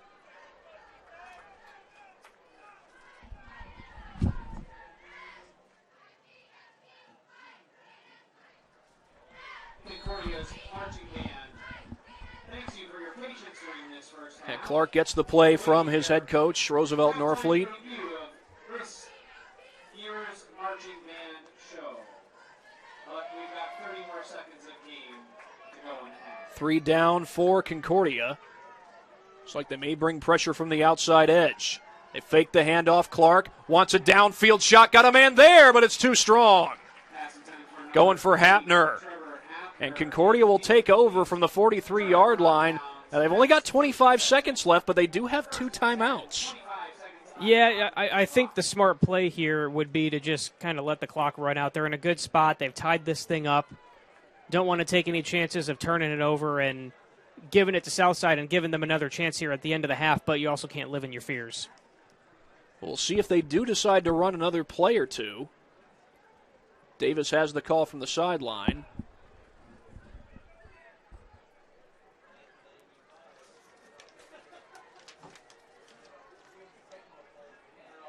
And it looks like they are going to run another play. They've got Davis lining up in the pistol with 4 wide receivers on the field. Doesn't hurt to take a shot here either. They'll set up the screen to the far side. I believe that's Grossman with the catch. Breaks a tackle and gets across the 50. Did he lose the ball? I think the ball may have come out when he pounded it to the ground. Yeah, he looked like he was down. It's a first down either way for Concordia. That will stop the clock. And check that. That was Vanderbosch. With that reception and yardage, it's good enough for another KDAC first down. And there's the timeout as the officials were about to move the chains. 1 timeout left for Concordia.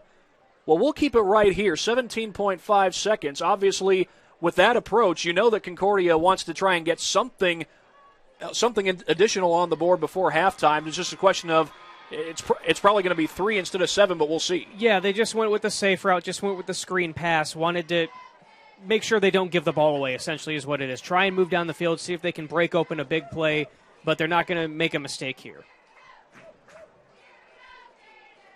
Just 17.5 seconds left in the game. And, you know, we were talking about Snyder leading Northside 28-0 and how successful Snyder's been in 55 years. But Northside, that's a team under third-year head coach Michael Brevard. They saw some improvement last year. They went from 0-10 to 2-8. And it'll be interesting to see how they continue to improve as this year goes on and perhaps even as the years to come go on. Yeah, certainly a team on the rise, sort of almost in the same situation as Southside, looking to turn things around. They're a little bit ahead in that process, I think, with the 2-8 last year. But we'll see what they can do. I think they're a group that is hungry and wants to be good. 17.5 left to play. They've got some experienced playmakers on offense as well. We'll touch on that a little later in the broadcast as Davis looks to throw, going to the sideline, has a completion. There's Vanderbosch again, and he wisely gets out of bounds with the first down. Allows the Cadets to save that timeout. They're going to move things up to about looks like the 36. Yep, that is where they're going to mark it. 13.4 on the clock. They're not rushing. If you're going to try and kick a field goal here, I think you've got one more good play, and you got to stop the clock on that.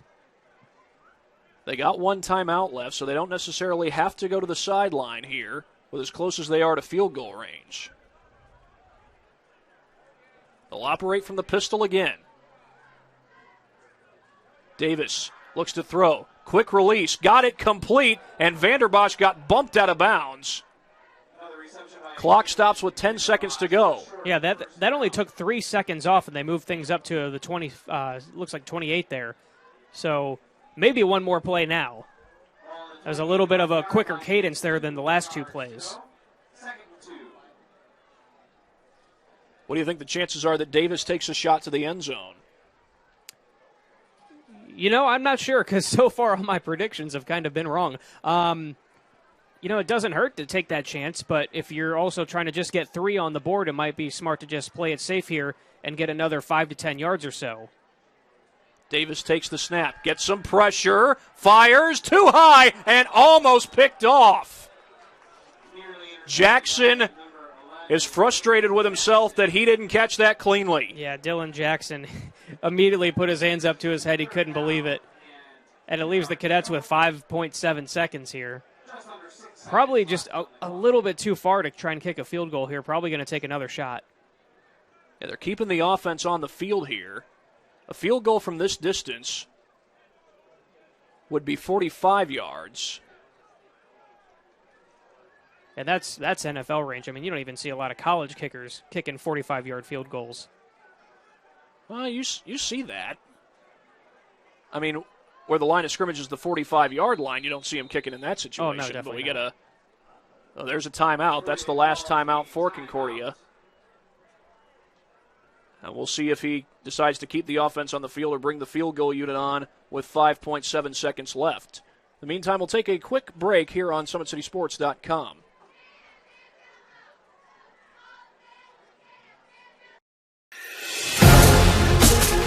Developing athletes to be foundationally strong. Healthy and consistent training. Expert staff.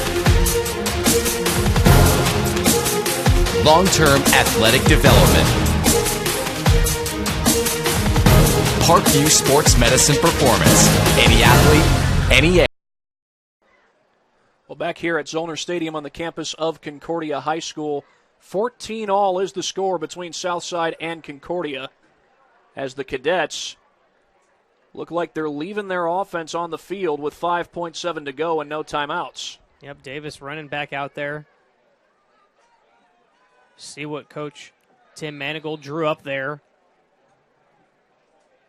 Drew up, so to speak. I'm talking basketball terms, but see what kind of play they're going to run here. You got to think it's going to be another shot at the end zone with only 5.7. They'll operate from the pistol. Davis fakes the handoff, gets flushed. Going to stop and throw. Flags are down. Time has run out. The catch is made. What a play. Or are they saying incomplete? It is incomplete. That was a heck of an effort by Kindig, but we will check the penalty. Yeah, Kindig got really high there. There were multiple flags thrown in the backfield. It's on Concordia. It is. So that's going to be the end of the first half. Southside and Concordia knotted up at 14 apiece. And in just a moment, we will take a quick break, but first a word from Parkview Sports Medicine. Parkview Sports Medicine Sorry about that, folks. Parkview Sports Medicine continues to lead the way in Northeast Indiana. Their specialized sports medicine team offers direct access to physical therapy and sports physicians in the new Parkview Ortho Express Clinic located at the Sport One Parkview Fieldhouse. No referral is needed, which saves you both time and money. Visit parkviewsportsmedicine.com to learn more. And with that, we will take a quick break and come back with a little first-half recap. We are here at halftime at Zollner Stadium. You're watching SummitCitySports.com. When you experience a sports injury, muscle, or joint pain, you want treatment right away.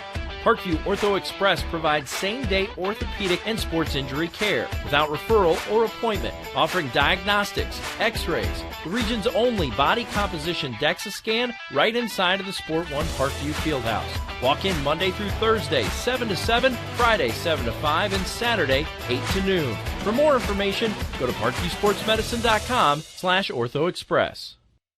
It's the comets. Comets falling from the sky. Comets falling from the sky. Comets falling from the sky. Comets falling from the sky. Comets falling from the sky. Comets falling from the sky. Comets falling from the sky. Comets falling from the sky.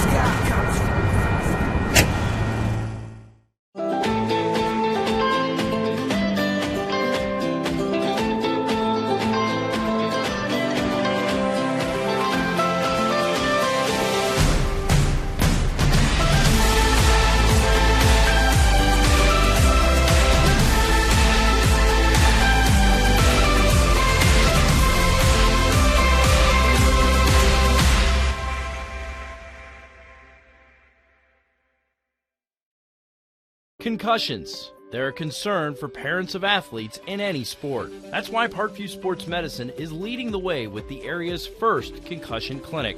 Our integrated sports medicine team utilizes an innovative, evidence-based approach to manage athletic-related head injuries in those 14 and older, providing comprehensive care to get the athlete you love safely back in play. To schedule an appointment, call Parkview Sports Medicine at 266-4007. Reaching higher, pushing further. Parkview Sports Medicine. Game on. The Kelly Automotive Group is simple, transparent, reliable. Simple. Our customer specialists make buying a car easy and fun. Transparent. Our price listed is the best price. No hassle, no gimmicks. Reliable. Buy with confidence and peace of mind. We work hard to ensure the best value however you shop. Choose from over 60 vehicles under $10,000. Visit drivekelly.com. The Kelly Automotive Group. Simple, transparent, reliable. Developing athletes to be foundationally strong. Healthy and consistent training. Expert staff. Long-term athletic development. Parkview Sports Medicine Performance. Any athlete, any age, any skill level. Get mad about blue. Get mad about your Fort Wayne Mad Ants. When looking for the best basketball action in town, it's the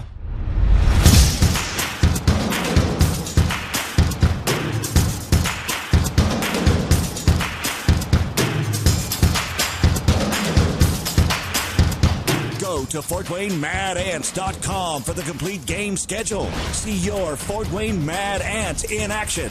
Get mad about blue. I chose St. Francis because they made a promise that I would have real-world experience that I could take when I graduated, and they delivered on that promise. For me, the classroom only gets you so far, so they're setting you up with an internship. I had a mentor that they set me up with that was a CEO of a DuPont hospital in Fort Wayne. They offer degrees in accounting, business administration, risk management and insurance, marketing, and finance. They just did a great job of the full circle of not only the education but also the experience. Parkview Sports Medicine, especially since I've been a pro, has been a place where my game has really been able to develop in multiple facets. Injury prevention, maintenance, physical therapy, weightlifting, agility work, all the things that I need to do in order to have an NBA body. This is the place for me to go when I come back home and I need to get a workout in. Always welcome me back with open arms. Parkview Sports Medicine. Game on. It may be winter, but it's never too early to start thinking about spring. Start your new year sharp and trust Kurt's Mio to power wash your home. Fair prices, superior quality, and exceptional customer service. Schedule your spring special appointment today. Additional services include concrete sealing, deck and fence cleaning, driveway replacement, and stamped concrete. Give your home the curb appeal it deserves. Just head on over to kurtzmio.com, request your virtual quote, and use the code SummitCity for 15% off today. Both runners are running, play coming home. From the crucial plays to the highlight of the game to the victory celebration, we are there. Summit City Sports isn't just a business. It's a group of companies investing in the youth of Fort Wayne athletics. It's because of Parkview Sports Medicine, because of Kelly Automotive Group, Indiana Wesleyan University, University of St. Francis, and Big Eye Fish, that we can produce our broadcast viewed by hundreds of thousands in Northeast Indiana. Support Summit City Sports. Become a sponsor. Join our winning team today.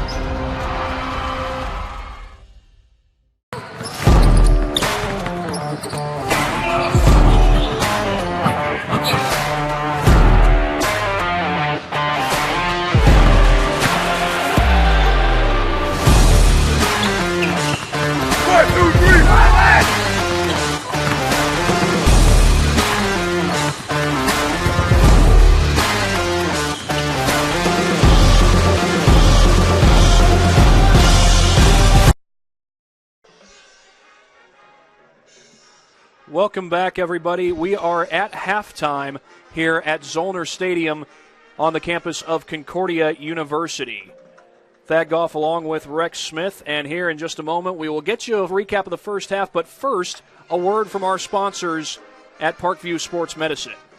At Parkview Sports Medicine, it is game on. Parkview serves every level of athlete with their integrated sports medicine team, including the region's only specialized athletic rehab facility. Learn more about their services by logging on to parkviewsportsmedicine.com. And here at halftime, we got a good one here at Zollner Stadium. Concordia and Southside are knotted up at 14 apiece. Now, this was a game last year where Concordia won it 42-0, but Southside has come to play today, as have both teams. We've got a good ball game already, and both teams, I don't know if both teams are feeling good about where they are at this point, but they're glad that it's close probably. I think you have to feel good where you're at right now. I mean, when you're in this halftime locker room right now, the message to the team is just, hey, go win a half of football. It's that simple. It's 0-0 right now. Both teams have a clean slate. And I think, as both teams are going to look to try and clean up a few things. Concordia, for example, had the 2 turnovers, both fumbles by Amir Drew and Jaron Kindig. Want to try and clean that kind of stuff up. Both teams had some pretty big penalties that move them back. You don't want to have any of that. So we'll see what both teams can do in the second half. Should be a good matchup. And we talked at the top of the broadcast about how Southside had multiple backs that they planned to use in their ground game, and they have used those 3 backs. In fact, I believe they've used 4 backs today, and they've been able to get the running game going with the likes of DeAndre Coach, Manny Knight, Dylan Jackson, and even, I believe, got a carry in there from Marcus White Allen as well. Right, and Dylan Jackson had 2 big opportunities there at the end of the first half. One of them on offense had a pass that he was wide open for, but the ball was a little bit short and he wasn't looking for it. He kind of threw his arms up in disgust, was upset with himself about that. And then on the other end, playing free safety, was just inches from having an interception that would have been a potential to bring it back the other way. It was right in his hands. He just dropped it, couldn't hold on to it, and that eventually led to the Cadets just going for one more play that they didn't get to go before halftime. And for Concordia, one thing we've been able to see from them is Brandon Davis has been able to showcase a strong arm of his. You talked about Jake Bird and him being a strong arm quarterback. Brandon Davis has shown perhaps equal ability to do just that.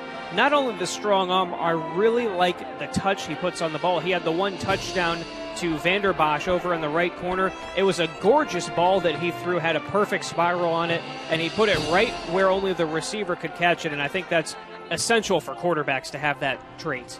All right, well, when we come back, we will show you some replays of what has taken place in this game so far. In the meantime, we will take a quick break here on SummitCitySports.com. Parkview Sports Medicine is an integrated sports medicine team. We're treating injuries when and where they happen and working to prevent them before they do. We believe the best care is coordinated care. helping ensure you get the individualized services you need every step of the way. Offering innovative treatment techniques to get you or the athlete you love back in play. Reaching higher, pushing further. Parkview Sports Medicine. Game on. I chose St. Francis because they made a promise that I would have real-world experience that I could take when I graduated, and they delivered on that promise. For me, the classroom only gets you so far, so they're setting you up with an internship. I had a mentor that they set me up with that was a CEO of a DuPont hospital in Fort Wayne. They offer degrees in accounting, business administration, risk management and insurance, marketing, and finance. You know, they just did a great job of the full circle of not only the education but also the experience. Well, welcome back, everybody, to Zollner Stadium here on the campus of Concordia High School. In fact, we're actually right across the street from the main campus of Concordia High School. We will show you some replays here in just a moment, but first, another word from our sponsors at Parkview Sports Medicine. Parkview Sports Medicine is the area's largest integrated sports medicine team. They specialize in serving every level of athlete, no matter if they're trying to get better at what they do or recovering from an injury. The experts at Parkview Sports Medicine coordinate your care in state-of-the-art facilities in the community. Start your journey by visiting them at parkviewsportsmedicine.com. That's parkviewsportsmedicine.com. Well, in the meantime, Rex, I believe we've got some replays from what has gone on so far in this game. Yes, here at Zollner Stadium, which you were just talking about, across from the main campus. Also, not a shared stadium anymore. Right, Bishop Dwenger now playing on their own home field. And by the way, our replays are brought to you by Traction Athletic Performance. All right, well, let's take a look at this first one. The first big play of the game was one that we didn't see coming. The fake punt there. Vander Bosch gets it. Going to run out to the right side, able to just get past those defenders, gets the first down right there, and then some, gets pushed forward all the way up to almost the 50-yard line. That was a great play that I thought was going to build up some momentum for the Cadets, but then they ended up having an Amir Drew fumble down near the end zone that turned things around for Southside. They ended up going down in the other direction, and then later on this happened. The handoff right there, and they get inside, and the touchdown, that put them up 6-0 right there, did it for the Archers, but they missed the extra point, so it was 6-0 at that point. This one, Davis goes back, the long pass, and this is where they get on the board, the touchdown to Vander Bosch there on the right side of the end zone. That was the play that we were just talking about before the break, where he just put that touch on the ball. I thought that was absolutely fantastic. They went up 7-6 there, but Southside would have some good plays as well. This one, their next score, in the back of the end zone, Javarius Jones, a fantastic catch off the pass from Damir Clark. They went for two there. That put them up 14-7. Of course, we do know that Concordia would come back. And here's a look at that. Down near the end zone, hands it off to Amir Drew, pounds it inside, had to get past a couple of defenders. He is very hard to tackle. And that's where we sit right now. They kicked the extra point after a false start, pushed them back a little bit. They kicked that extra point and brought us to 14-14. That is where we sit here at halftime. Still a few minutes before the teams come back out on the field and we start the third quarter. It is going to be Concordia to get the ball first to start the second half. Southside got the ball to start the first half, so Concordia will have the first possession of the half. In the meantime, we've got about 2 minutes before the second half starts up. We'll take a break and come back for the start of that second half here on SummitCitySports.com. Kelly Automotive Group is simple, transparent, reliable. Simple. Our customer specialists make buying a car easy and fun. Transparent. Our price listed is the best price. No hassle, no gimmicks. Reliable. Buy with confidence and peace of mind. We work hard to ensure the best value however you shop. Choose from over 60 vehicles under $10,000. Visit drivekelly.com. The Kelly Automotive Group. Simple, transparent, reliable. Both runners are running, play coming home. From the crucial plays to the highlight of the game to the victory celebration, we are there. Summit City Sports isn't just a business. It's a group of companies investing in the youth of Fort Wayne athletics. It's because of Parkview Sports Medicine, because of Kelly Automotive Group, Indiana Wesleyan University, University of St. Francis, and Big Eye Fish, that we can produce our broadcast viewed by hundreds of thousands in Northeast Indiana. Support Summit City Sports. Become a sponsor. Join our winning team today. Back here at Zollner Stadium, just across the street from the main campus of Concordia Lutheran High School. We're tied at 14. And before we get the second half started, a quick word from our sponsors. Today's broadcast is brought to you by SummitCitySports.com. Follow us on Twitter at 260sports. Like our Facebook page, Summit City Sports, and be sure to subscribe to our YouTube channel. At Parkview Sports Medicine, it's game on. Parkview is the region's largest integrated sports medicine team. They provide athletes specialized services from improving their performance to recovering from injuries. Kelly Automotive Group is Indiana's #1 automotive group. With over 1,000 new vehicles and 500 pre-owned vehicles to choose from, please visit drivekelly.com. Simple, transparent, and reliable. And with that, we will take you to the start of the second half, although it looks like the teams are going to get a little bit more of an extended warm-up in, so we'll continue to thank the many sponsors that allow us to come out and do these high school sports broadcasts. The world is waiting for you to make a difference in a way that only you can. Discover your strengths at Indiana Wesleyan University's residential campus in Marion, Indiana. Visit indwes.edu. That's indwes.edu. Tom Steele Tire has been serving the Fort Wayne area for over 40 years. They will help you find the perfect tire for your vehicle and other auto repair services like brakes, wheel alignments, engine diagnostics, and more. Just visit TomSteeleTire.com. Big Eyed Fish has been around the Northeast Indiana area for generations. Like their Facebook pages for updated promotions. Enjoy the best fish in Fort Wayne in a family-friendly environment at Big Eyed Fish. Give your home the curb appeal it deserves and trust Kurtz Mio to power wash your home. Additional services include concrete ceiling, deck and fence cleaning, driveway replacement, and stamped concrete. Just head on over to kurtzmio.com. El Azteca Mexican Restaurant has been serving food consistently since 1973. Their recipes use only the best fresh ingredients. They are family-owned, and they pride themselves on great quality. For more information, go to elaztecarestaurant.com. That's elaztecarestaurant.com. Again, the score is 14-all here at Zollner Stadium on the campus of Concordia Lutheran High School in Fort Wayne, Indiana. I keep always coming close to saying Concordia Universities. There are many of those around the country. There, I believe, used to be one here in Fort Wayne, but there is no longer.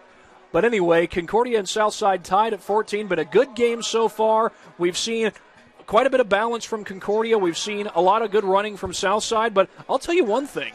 Damir Clark, the Southside quarterback, they've been able to get him some quick hitters, and it's resulted in some positive plays in the passing game. Yeah, and you know what? He's also had plenty of time in the pocket when he has to make those throws. Brandon Davis hasn't been afforded the same luxury. He's been pressured a couple of times. Damir Clark has looked good, and you know what Coach Roosevelt Norfleet said a month ago when they were in training camp, at Media Day. He said, hey, Damir Clark is leading the way in this quarterback competition, and he's been doing great tonight. And by the way, one guy who has been a frequent flyer in that backfield for the Cadets is Kyle Cordell. He's gotten after the quarterback a couple of times. You won't see any sacks in his stat sheet, at least not at this point in the game, but he has been in that backfield and affected the passing game nonetheless. Yeah, for Cordell for the Archers. He's gotten in Brandon Davis's a couple times. Well, the two teams are about to take the field again. It will be Concordia to start off with the ball. As they bump Sweet Caroline here as loud as they possibly can. One of the more commonly played songs at sports venues. Oh, yeah. Along with several others. That's almost one of the go-to songs for any sporting event. That, along with songs like We Will Rock You. Yeah, Queen has a couple that will never go away. We Are the Champions. Oh, yeah. Got to play that one anytime you win the championship game. Championship game that Concordia won back in 2016. They got a state championship. Tim Manigal was coaching that team. He's in his 10th year. And I bet they would love to get back to that kind of success. And, they've had some...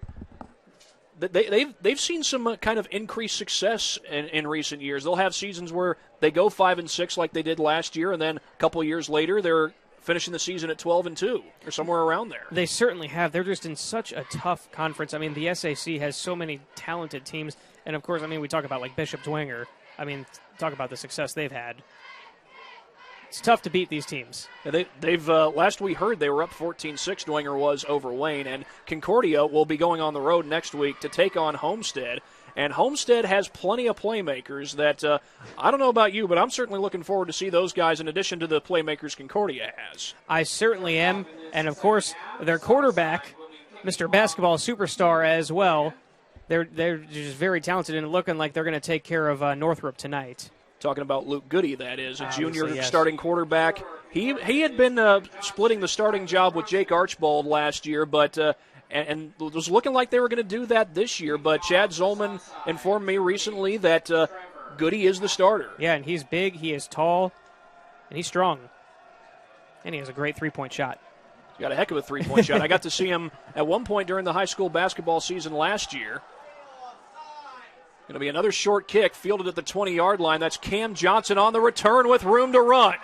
Trying to create some extra room to run, fighting for extra yards, gets all the way out to about the 44. Yeah, Cam Johnson just refused to go down there, broke about 4 tackles before they finally brought him down right at the 45-yard line. So Concordia will start with great field position. 11:51 to go.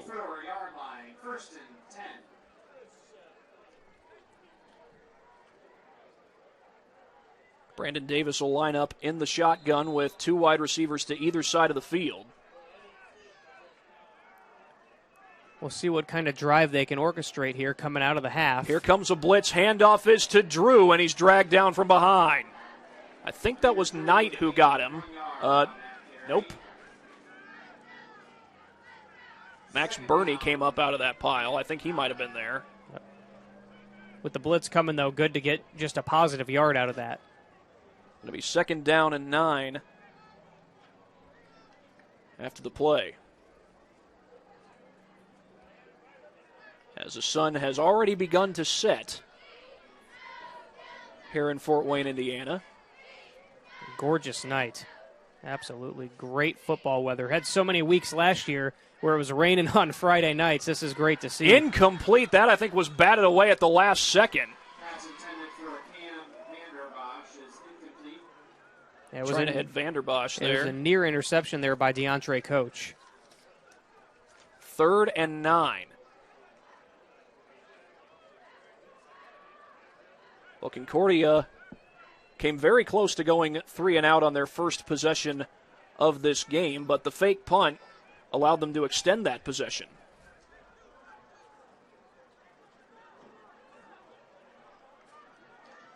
See what they come up with here. This is a passing situation, 3rd and long. Obviously, Vanderbosch has been the go-to target all night. Blitz shown, Davis to throw. Running out of time, gets away from one man, but not the second. I think that was Burney. Yeah, it was Maxwell Burney, big number 56.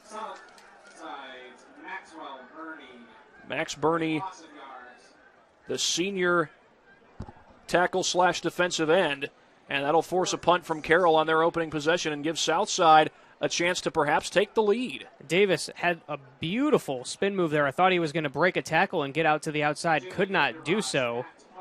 And now Southside looking like they're going to continue to kind of win the field position game here. Vanderbosch back to punt.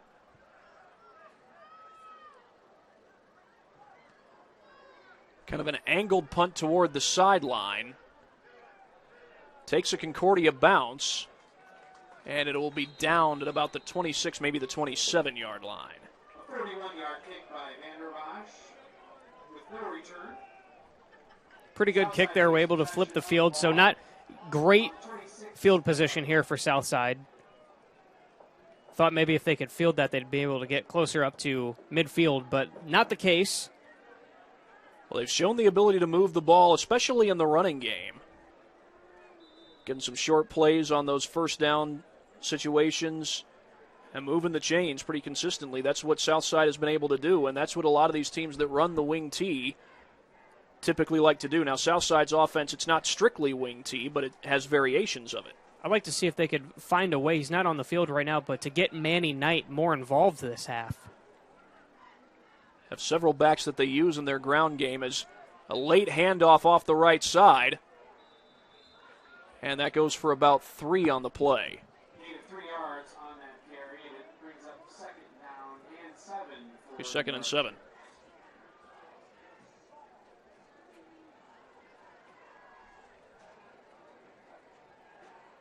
Knight is now actually out on the field.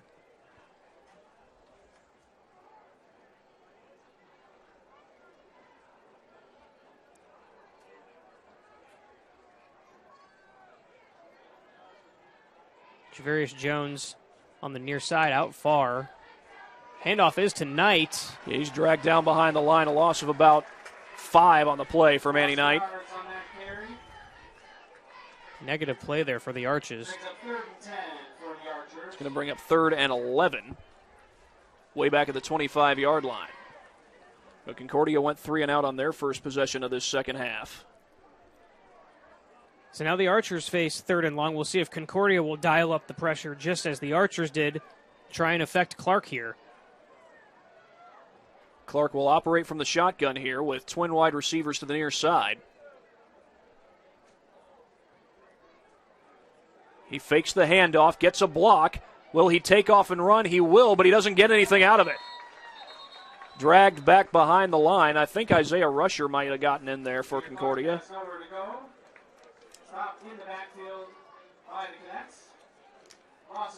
There were a couple of cadets there in the area to make the play. So both teams start out going 3 and out.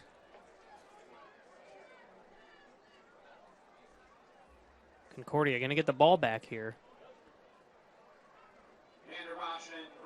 Grossman and Vanderbosch back to return with over 8 minutes to go here in this third quarter.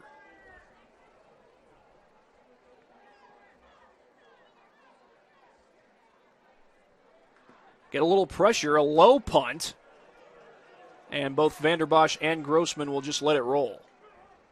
It's down at the 37, and that's where Concordia's second offensive possession of the second half will commence. Each team has gone 3 and out on their respective possessions here in this second half. See if Amir Drew can get something going here this drive.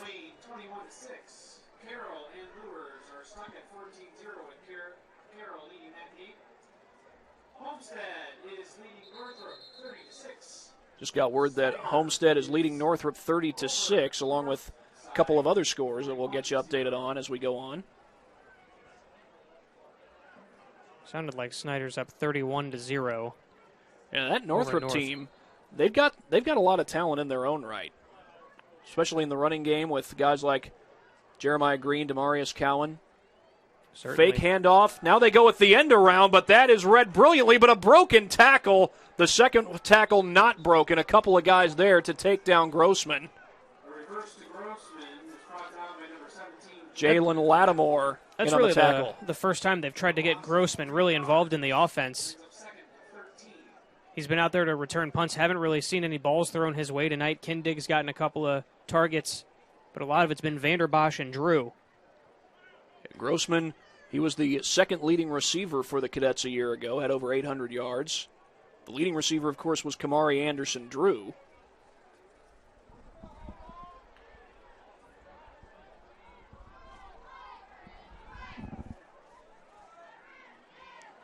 Operating from the pistol, Davis looks to throw, gets some pressure, flag is down. He wants the deep shot, and he's got a man wide open. Tyler Grossman for the touchdown. Flag is down on the play, though. Yeah, it's going to come back. Ref's waving it off. I think we have holding on the offense. My goodness, he could not have been more wide open. But it's going to be second down and long.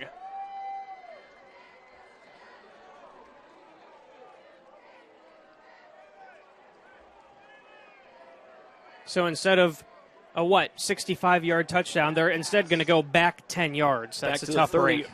Back to the 30-yard line, it looks like. They mark it off from the spot of the foul.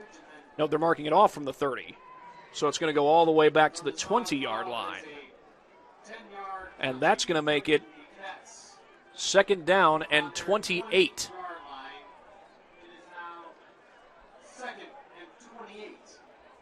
Long way to go. I'm sure Coach Tim Manigault right now is thinking, man, if we could just get that one back. Yeah, Grossman couldn't have been any more wide open.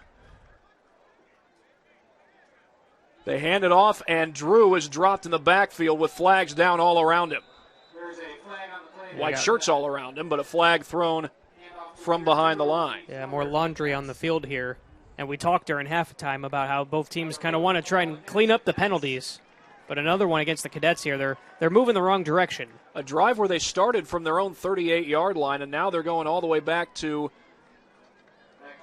it looks like it's going to be declined, so they're not going to move it back. Yeah, so that should make it 3rd and 28. It's actually going to be 3rd down and 30. Yeah.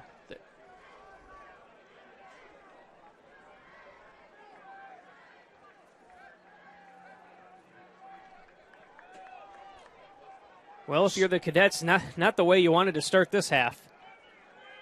Well, both teams had gone 3 and out on their first possessions, but now the Cadets with a long way to go, to say the least.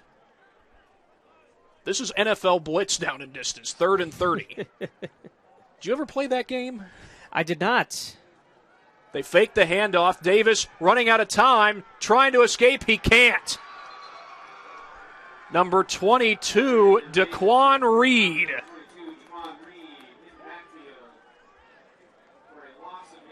And Southside's going to get the ball back, and they stand to get some great field position out of this. Yeah, and great effort there by Reed. He did not give up. Davis was doing everything he could to break that and try and get some room. Great effort. Vanderbosch back to punt, and it looks like he's going to be standing in his own 2-yard line.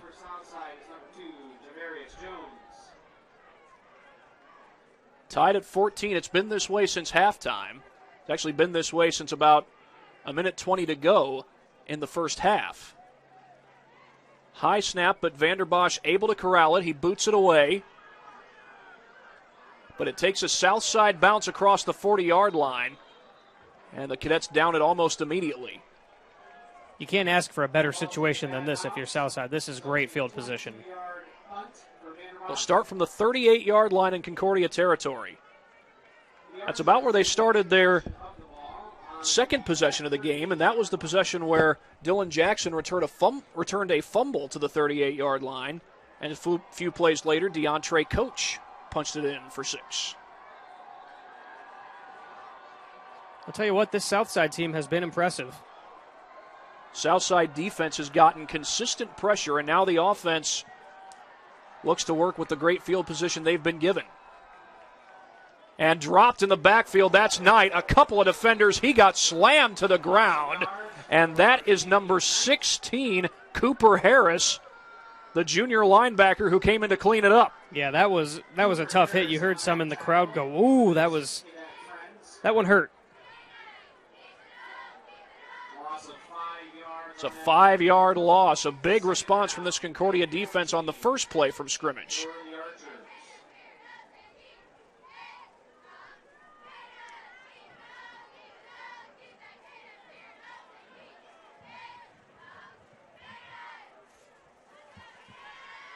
One wide receiver to the near side. That's Jones. Running out of time is Clark, but he gets away. He's got room to run. Instead, he throws, and it's too high in the direction of Jones. Yeah, just put too much on that one. He had a man. That would have been 6 points right there if he could have put that one on the money.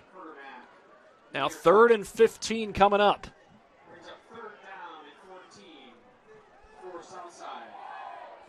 Clock stopped at 5:06 to go.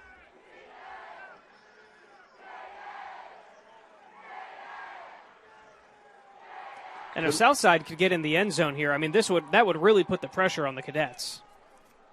No doubt about it. Cadets did play in a lot of close games last year.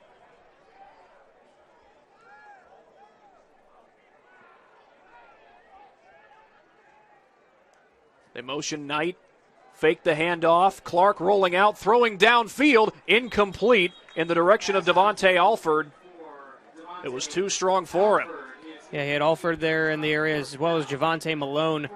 Ball kind of went right between the two of them. Not sure who he was the intended target. But 4th and 14, kind of in no man's land here. You've got to think they go for it here on 4th. It's a long distance, but since Southside is in Concordia territory, it would not be a surprise to see them go for it.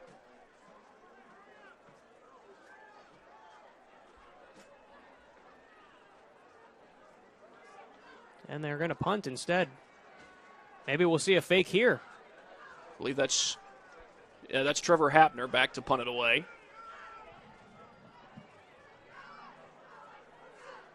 There's a flag thrown right as the ball was snapped. Fair catch signaled and made at the 10-yard line. Yeah, it should be a legal motion, I think, on Southside. Manny Harris was still running out on the field, hadn't gotten set before Hapner took the snap. And without a doubt, I would think Concordia is going to make Southside kick this again. Otherwise, they've got the ball at their own 10-yard line.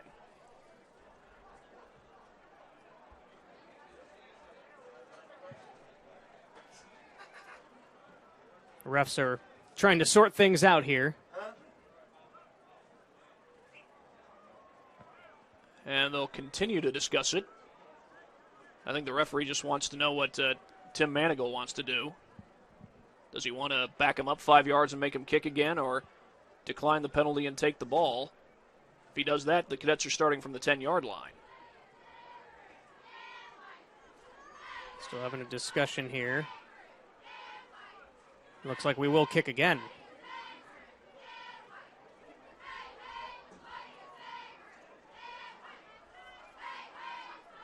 So they'll punt this one from the 47.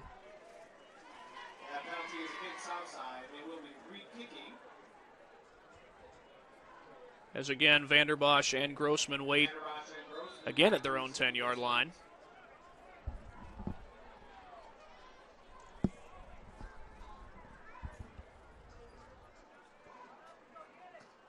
This one a low line drive punt. I say line drive. It was more of an angled punt that goes out of bounds at about the 33-yard line.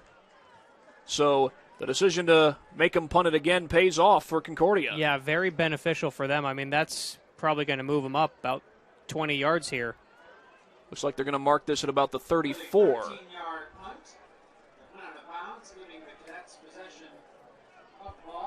4:50 to go here in the third quarter. Concordia and Southside are knotted up at 14 apiece. Kind of a bit of a slower pace to this third quarter here. I mean, there was only 2 scores for both teams in the first half, but it's just back and forth, whether it was the mistakes and the penalties, but big plays were happening both directions. Southside has easily had the best starting field position of the second half, starting that last drive from Concordia's 38. But can Concordia get something going now in their third possession of the half? Late toss on the option to Drew. He dances away from a tackle and trying to pound his way out near the 40-yard line. He'll get about 5, maybe 6. Give him 6. They'll mark it at the 40. And you can count on him to get you at least that in that type of play every single time. And yeah, Drew did have the fumbles early in the game, but you knew that they were not going to get away from him. You knew that they were going to continue to trust him and feed him the rock. Absolutely, and he'll have a fumble here and there. It's inevitable, but as long as he has a short memory, he keeps just holding on to that rock, he'll be fine.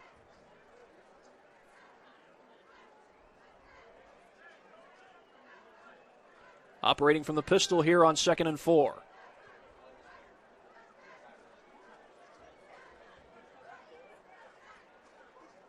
They fake the handoff. Davis gets it away with a man in his face, and the pass is caught! Heck of an effort. I believe that was Vanderbosch, but the bad news is he is down. He tried to get up and then went right back to the ground, and, well, hopefully this isn't anything serious. Yeah, he went very high for that catch. It was an incredible catch. 3:55 to go, and while he is tended to, we will take an injury timeout here on SummitCitySports.com.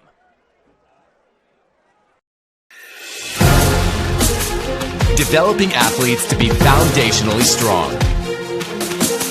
Healthy and consistent training. Expert staff. long-term athletic development. Parkview Sports Medicine Performance. Any athlete, any age. Well, back here at Concordia High School, Zollner Stadium on the campus of Concordia High School, we are tied at 14, and Jalen Vanderbosch, who just made a heck of a catch moments ago, is being tended to by the training staff, but he just was helped back up onto his feet and continues to walk, so it looks like he's okay. That's a good sign. Yeah, a bit of a light jog. He's not favoring either side. It looked like he was working on that left ankle there on the opposite side of the field, but he's jogging off under his own power. Looks okay. That's the good news. You just want a clean bill of health for him. You don't want to see him go down. He'll come off the field for at least this one play. 3:55 to go as Concordia is inside the south side 30-yard line. And the good news is right now he's not being tended to on the sideline. He's fine, and so that's good news. They just told him to kind of stretch it out a little bit. Cadets will operate from the pistol. Davis has time. Going downfield. One-on-one. Caught! Touchdown, Jaron Kindig! Now that was another impressive catch by Kindig. He's had a couple of really nice catches tonight. One of them he couldn't hold on to, but that one was for 6, and that was good. Folks, Jaron Kindig went up and won that one-on-one matchup. You would think he was 6'4". He's actually 5'7". And here's a look at it again. Davis with the long toss, and Kindig gets up for that one, grabs it, and hauls it in. Great play by Jaron Kindig. And now the all-important extra point. Joe Gutman back to kick it. They get it down. And I think it was blocked. No good. That extra point attempt is no good. 20-14. We've seen 2 missed extra points in this game. Could that play a difference as this game goes on? Southside will get the ball back on the kickoff in just a matter of moments, but Jaron Kindig with a heck of a catch there on that 28-yard touchdown pass from Brandon Davis. Davis's second touchdown pass of the game, second touchdown pass of 2019 as the full-time starter. He did start the Carroll game last year in Jake Bird's absence. I believe he started a couple of games last year in Jake Bird's absence.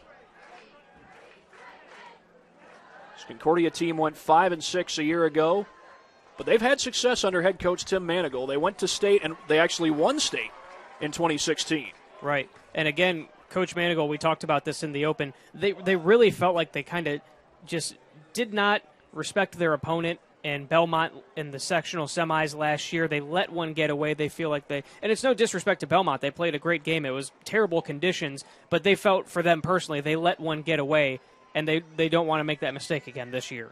One thing that Roosevelt Norfleet, the head coach at Southside, said about Concordia is even when a lot of people are thinking that Concordia is going to be down, they always seem to rise to the occasion. Right now they've got a 20-14 lead, and the kick is muffed, picked up at the 20-yard line, and slipping and falling with a knee going down. I think that was Jackson. It out to about the 20-yard line. It was either Jackson or Alford. It was Andrew Moore Jr. I beg your pardon, number 21. So Southside, who has had good field position for much of this game, will simply start this one from their own 20-yard line.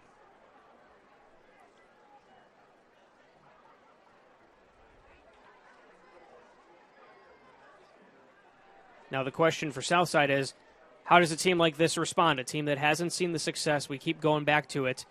They're right in this game right now. How do they respond? Can they get back in it? They've shown the ability to move the football. Now, they've had 2 3-and-outs here in this second half, but in the first half, they moved it very well on the ground. They try to do that here with Manny Knight, but he's dropped in the backfield. Might even be a loss of a yard there if anything, maybe no gain. You're going to say no gain. Second and 10 with 3:12 and counting to go in this third quarter.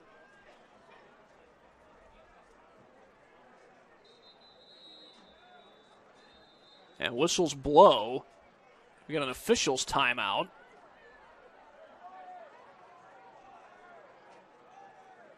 I don't know if one of the players...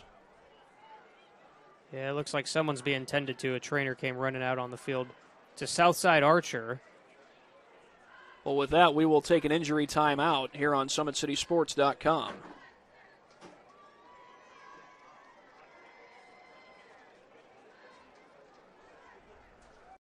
Parkview Sports Medicine is an integrated sports medicine team. I mean, I always had my family behind me. I always had my team behind me, but to have staff that wanted the best for me and to get me feeling better the quickest was really reassuring. Parkview Sports Medicine. Game on. It may be winter, but it's never too early to start thinking about spring. Start your new year sharp and trust Kurt's Mio to power wash your home.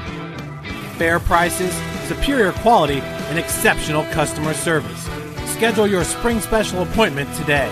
Additional services include concrete sealing, deck and fence cleaning, driveway replacement, and stamped concrete. Give your home the curb appeal it deserves. Just head on over to kurtzmio.com, request your virtual quote, and use the code SummitCity for 15% off today. We had an injury timeout there, a Southside player being tended to. It looked like it was number 51, guard Trammell Early. He walked off the field under his own power, though. In the meantime, Southside's going to be faced with a 2nd and 10. Back to throw is Clark going downfield. Has a man there, and it is incomplete, I think, but a flag comes out. Yeah, they're going to call pass interference on this one. He just got there just a second too early. Well, you know, we've had a couple of close ones today that have been flagged.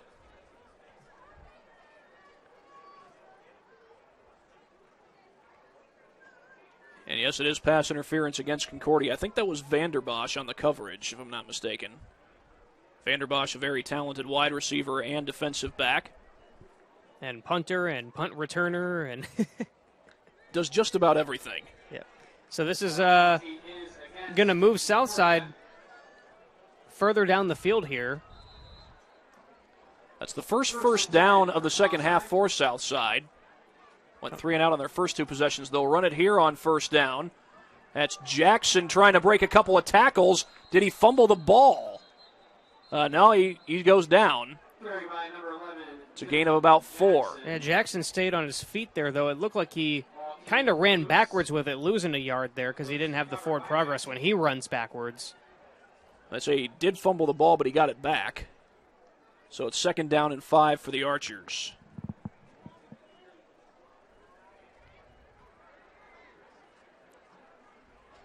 Second and 5 here, even if they just pick up a couple yards, makes it 3rd and manageable, that's good. But, of course, they're always looking for the big play. From under center, might have been bobbled on the snap. Clark in trouble, and down he goes. It was bobbled just a bit, and he had 3 cadets all over him immediately.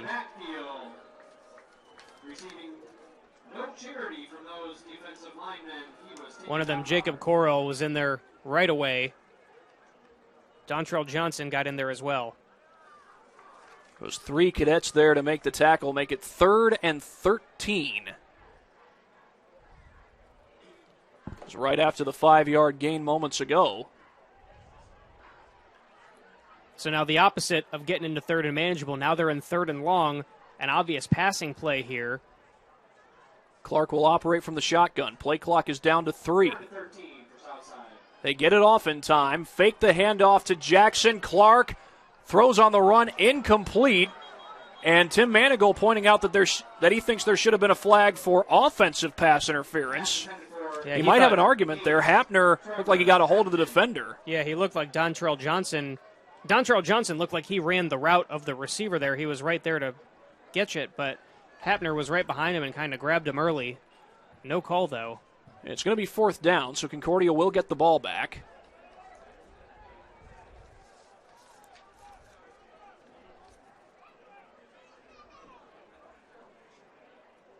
Grossman and Vanderbosch back to return the punt. Grossman number 6, Vanderbosch number 8.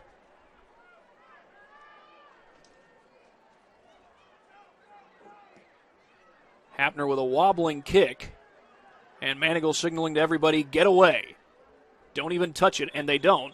Southside downs it at the 32. You know, it wobbled, but I think that was one of the best punts we've seen tonight. It was high and didn't angle out of bounds. We have seen quite a few short ones. Low as well. Devin Hubbard Thornton was the one who downed it for Southside.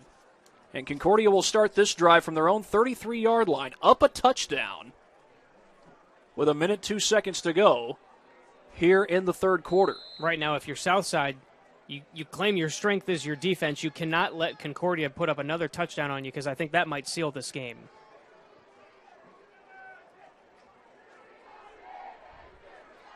So a whole other quarter of football left to play.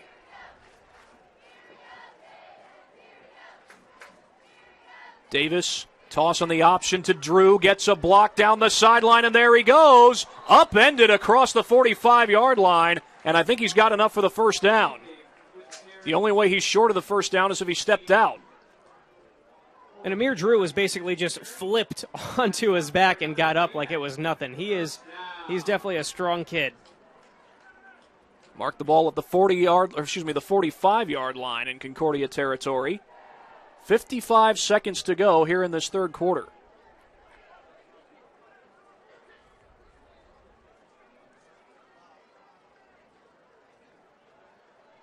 Concordia operating from the pistol, as they frequently do. Back to throw is Davis, gets some pressure, flushed out of the pocket. Going to take off and doesn't get anything. In fact, I think he lost a yard. It looks like it, but it was smart for him to just get down. He had defenders there ready to give him a hard time. And we may be looking at just one more play. Yeah, one more play before the third quarter comes to an end. There's about 2 seconds less on the play clock than there is on the game clock. Game clock is at 24 and counting. And the Cadets aren't in a real rush here. They'll run this one play, they'll let it run out and switch sides and go the other direction in the fourth quarter. Twin receivers to either side of the field for Concordia.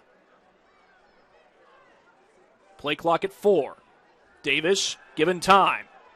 Running out of time, throws it short and complete. Nope, incomplete. Little skip hop toward the hands of, I believe, Grossman. Yeah, it looks like Grossman. It's so hard with Grossman and Vanderbosch with that 6 and the 8. They look so similar out there. And there. with the jerseys being so dark and the numbers being crimson red. Just bounced off of Grossman's chest there, though, that ball did. And, folks, if you don't watch a lot of high school football, but you're used to college football, they do go by tenths of a second in the high school game. And right now, 0.7 seconds shows on the clock. So that'll get him one more play here. You won't see that in any of the college games going on next week or the 2 college games going on tomorrow. Davis back to throw. He goes downfield. And that is almost intercepted. Dylan Jackson, he's had a couple of them. Yeah, Jackson's got to be beside himself. That's the second interception that he's dropped. But we have reached the end of the third quarter. One more quarter of football to play, and we got a one-score game here at Zollner. We will be back after this on SummitCitySports.com.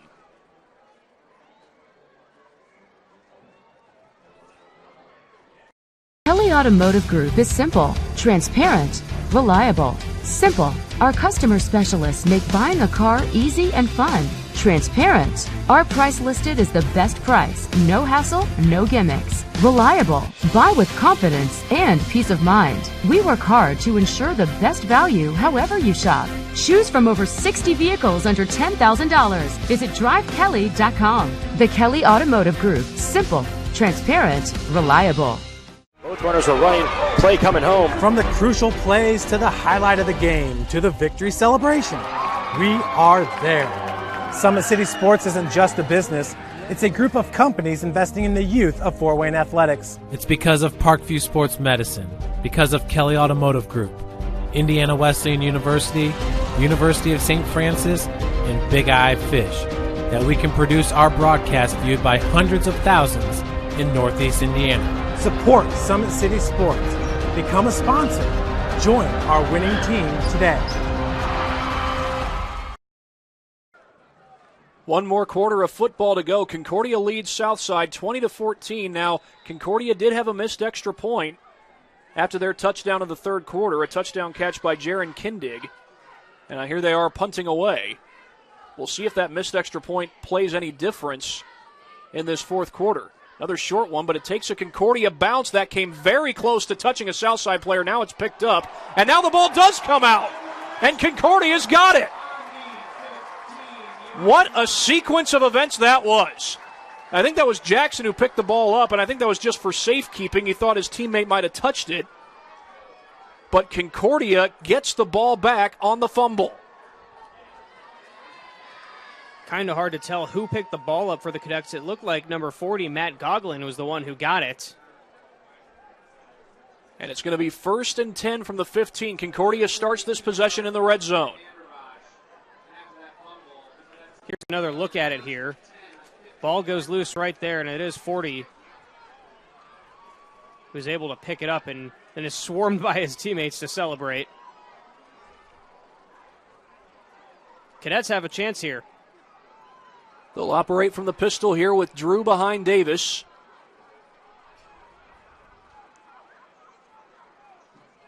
It's like 3 wide receivers on the field this time. Handoff goes to Drew up the middle, picking his way. And a good gain there on first down. He gets inside the 10.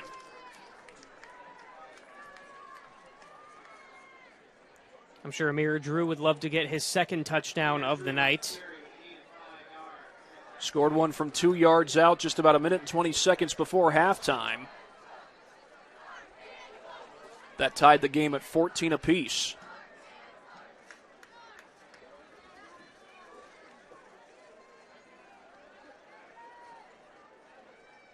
See if they hand it to Drew here again.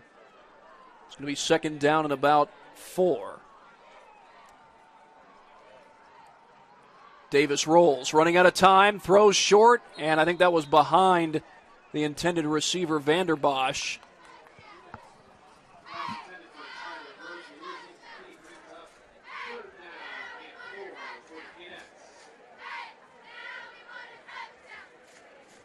Going to be 3rd and 4. I believe this is the Cadets' second red zone trip of the game, if I'm not mistaken.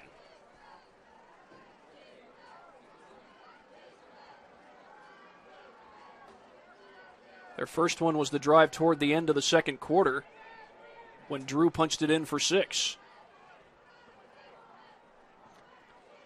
They go with the option, toss to Drew, cuts it inside, nice block, trying to get to the goal line, touchdown! Amir Drew followed his blockers. That's exactly how he scored the last time on the opposite end of the field. The little shovel pass right there as Davis was in trouble, got it right to Drew, and Drew's able to pound his way in. And now it'll be interesting to see if Concordia tries to go for 2 here. That would make it a 14-point game if they get it. Davis is still on the field. They had the missed extra point on their last possession. And yes, they are going to go for 2.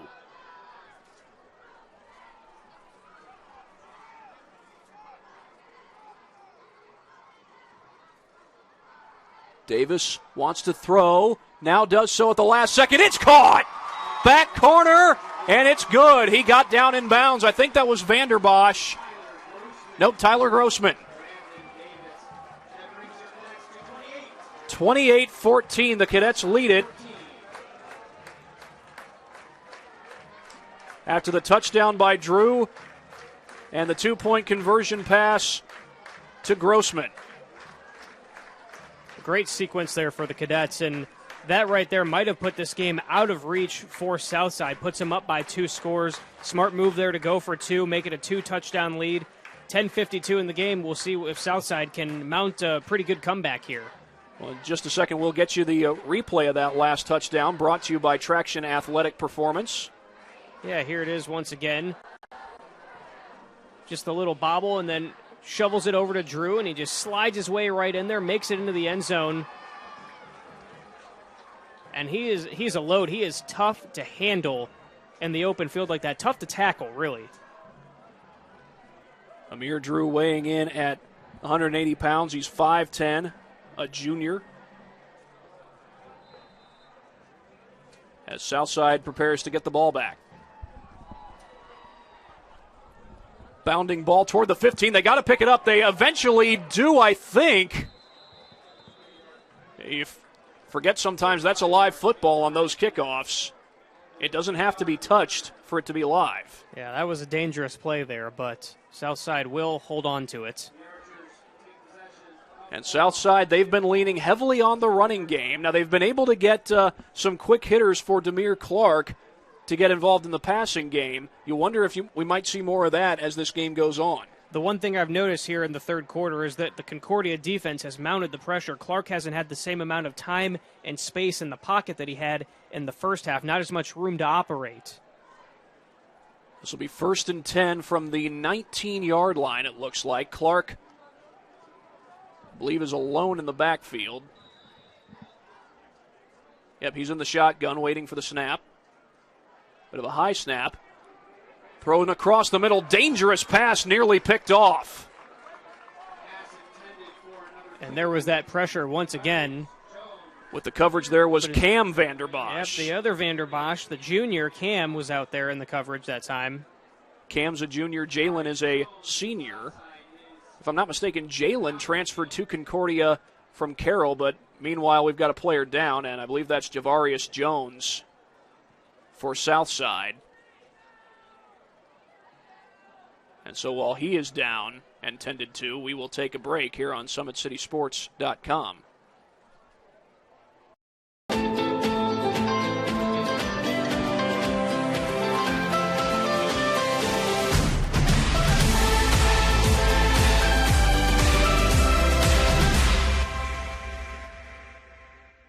Both runners are running, play coming home. From the crucial plays to the highlight of the game to the victory celebration, we are there.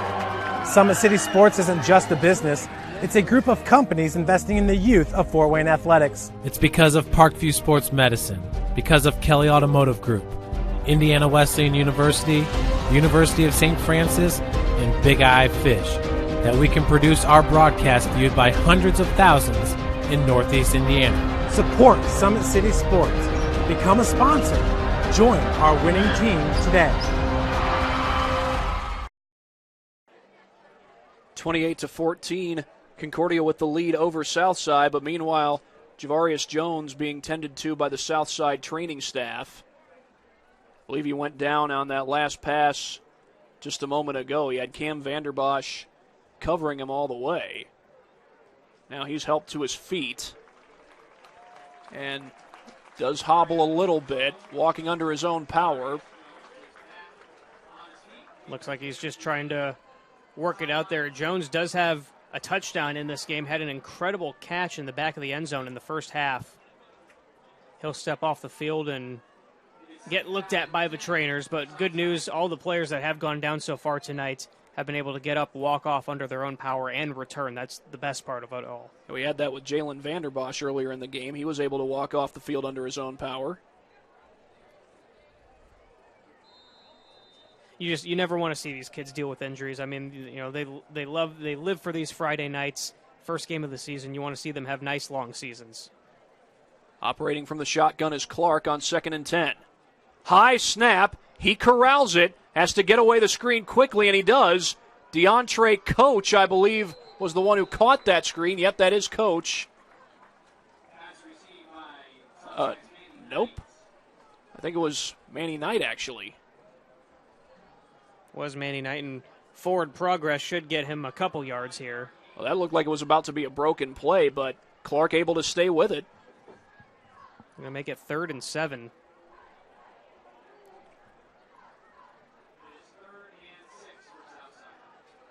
Clark will go from the gun again.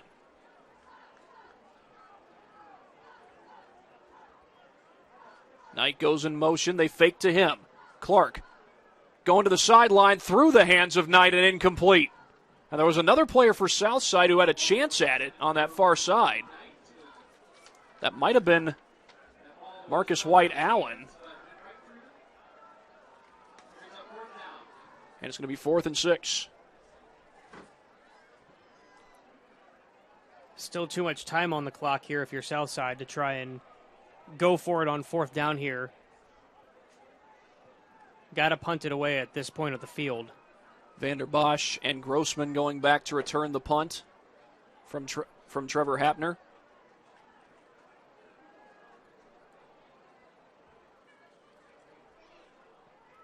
And a very short punt that is. It will take a south side bounce across midfield, but great field position coming up for the Cadets. A 30-yard punt, no return, and Concordia gets the ball back with excellent field position. They had excellent field position on their last drive, starting from the 15-yard line and took full advantage. I'd have to go back and look at it. I think Hapner kicked it off the back of that trio of blockers that was right in front of him. He maybe got a little bit too close to him, so fortunate for them that that punt even went 30 yards. 2 passing touchdowns, 2 rushing touchdowns for the Cadets. For the Archers, 1 rushing touchdown, 1 passing touchdown. As the Archers look to get a stop and keep this at a 2-score game. Give to Drew off the right side. Picks his way out to the 50-yard line. Another good run there on 1st down. And at this point, they just want to keep the clock running, keep handing it to Drew, keep getting 1st downs, and work the clock here. Drew has been a workhorse in this game. I think we're going to be saying his name a lot this season. He rushed for over 1,000 yards a year ago as a sophomore.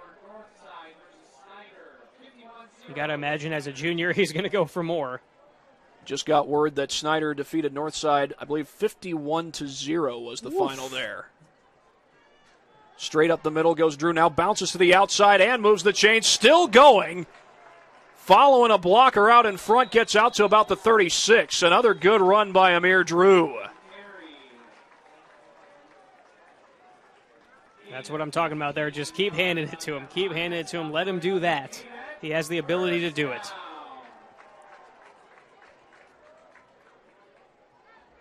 We're talking about that Northside-Snyder game. Northside, they started the season with kind of a, you could call it a tough draw if you want to. They had to play Snyder week 1. They get Dwenger next week. Yeah, that's not fun. I'd say probably 2 of the top teams in the SAC, obviously, and that's a tough bill. Now, last we heard, Dwenger was up 14-6 on Wayne. Be interested to see where that game is at this point. And that Wayne team, under head coach Derek Moore, they have built up a pretty good program. Straight ahead goes Drew again. Another 1st down close to the 20-yard line.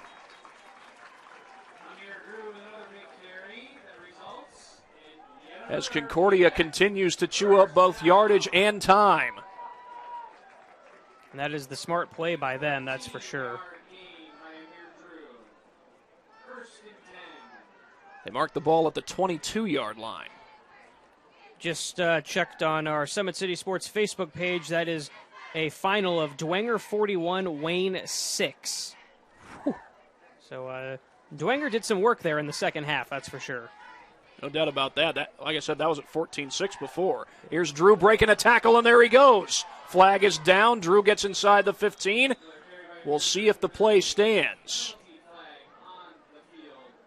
Can also tell you, as of 12 minutes ago, Carroll was up 35-0 over Lures.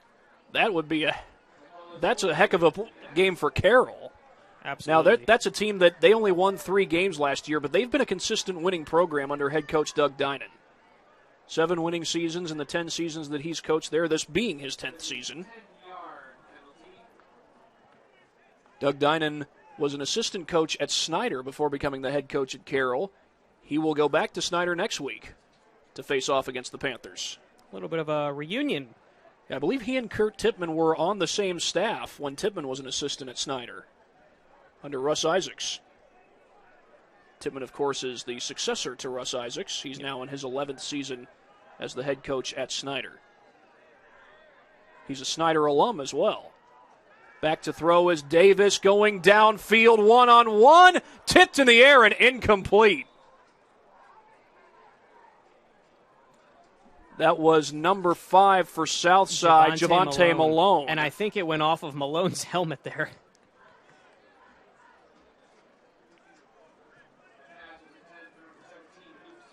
trying to get it to Luke Speckard. It's going to be second down and 18. 7:13 to play here in regulation between Southside and Concordia. As the Cadets say they might be trying to ice more time away, but on 2nd and 20, I'd be interested to see if they go to the air again.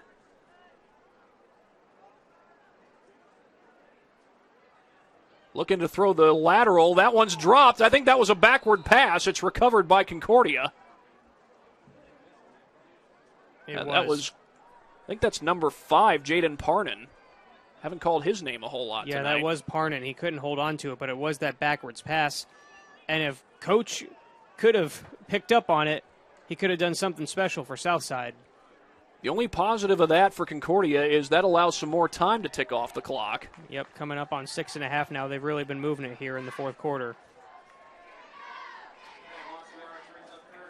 3rd and 23.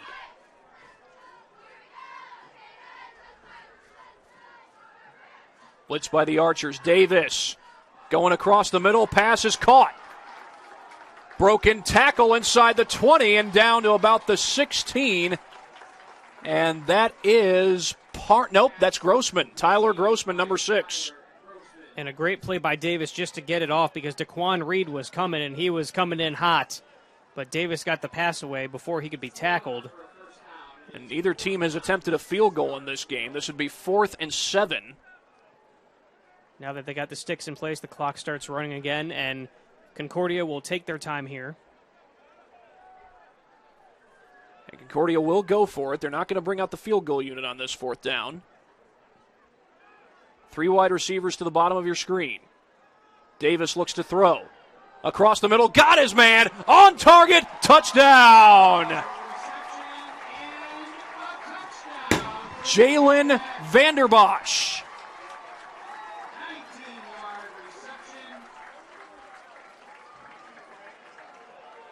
And Concordia has built up a 35-14 lead. They have outscored Southside 21-0 in this second half.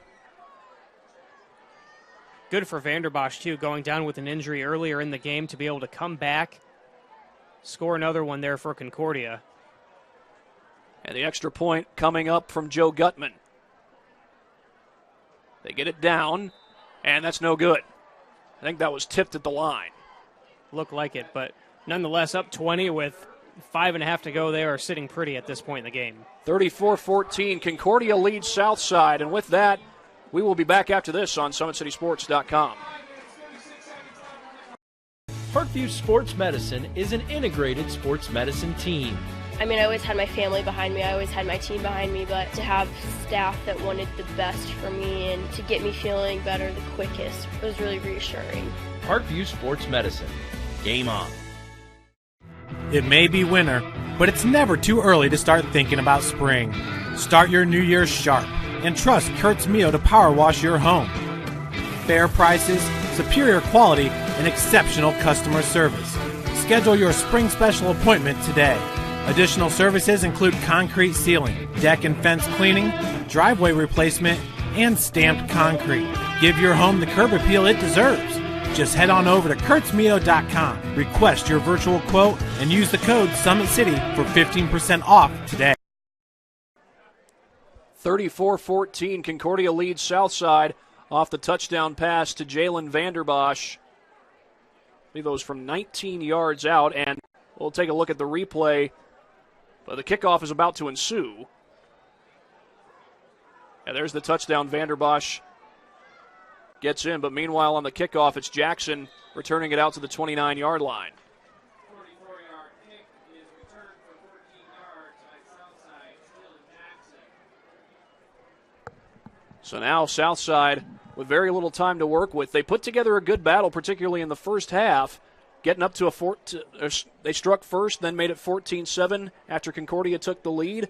But here in the second half, Concordia has just worn them down. Yeah, they really have. But you know what? Right now, for Coach Roosevelt Norfleet, this might be a great coaching opportunity to, it's almost impossible to come back at this point in the game.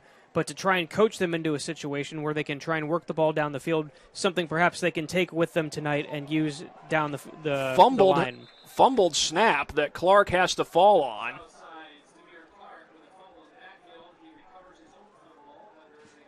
There have been a couple of those tonight.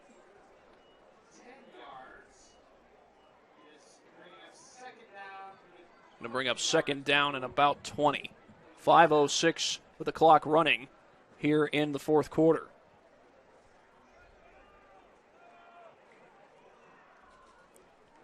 As Southside sets up at their own 19-yard line.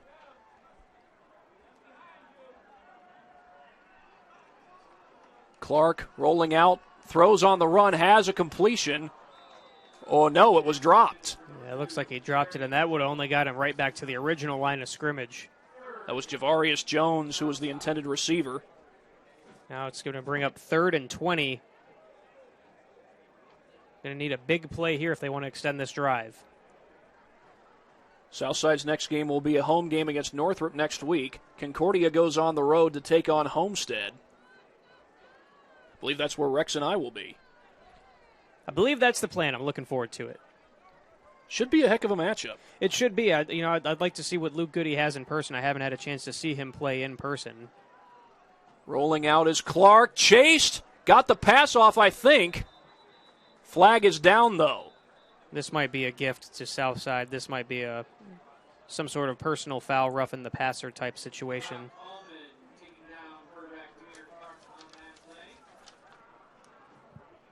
It's Brock Allman who got the pressure for Concordia. And they are going to call roughing the passer. Now that game at Homestead next week, that's one of many schools in the area where the team plays on field turf. In fact, there's a couple of stadiums in the area that just put in field turf for the first time. Spooler Stadium has it.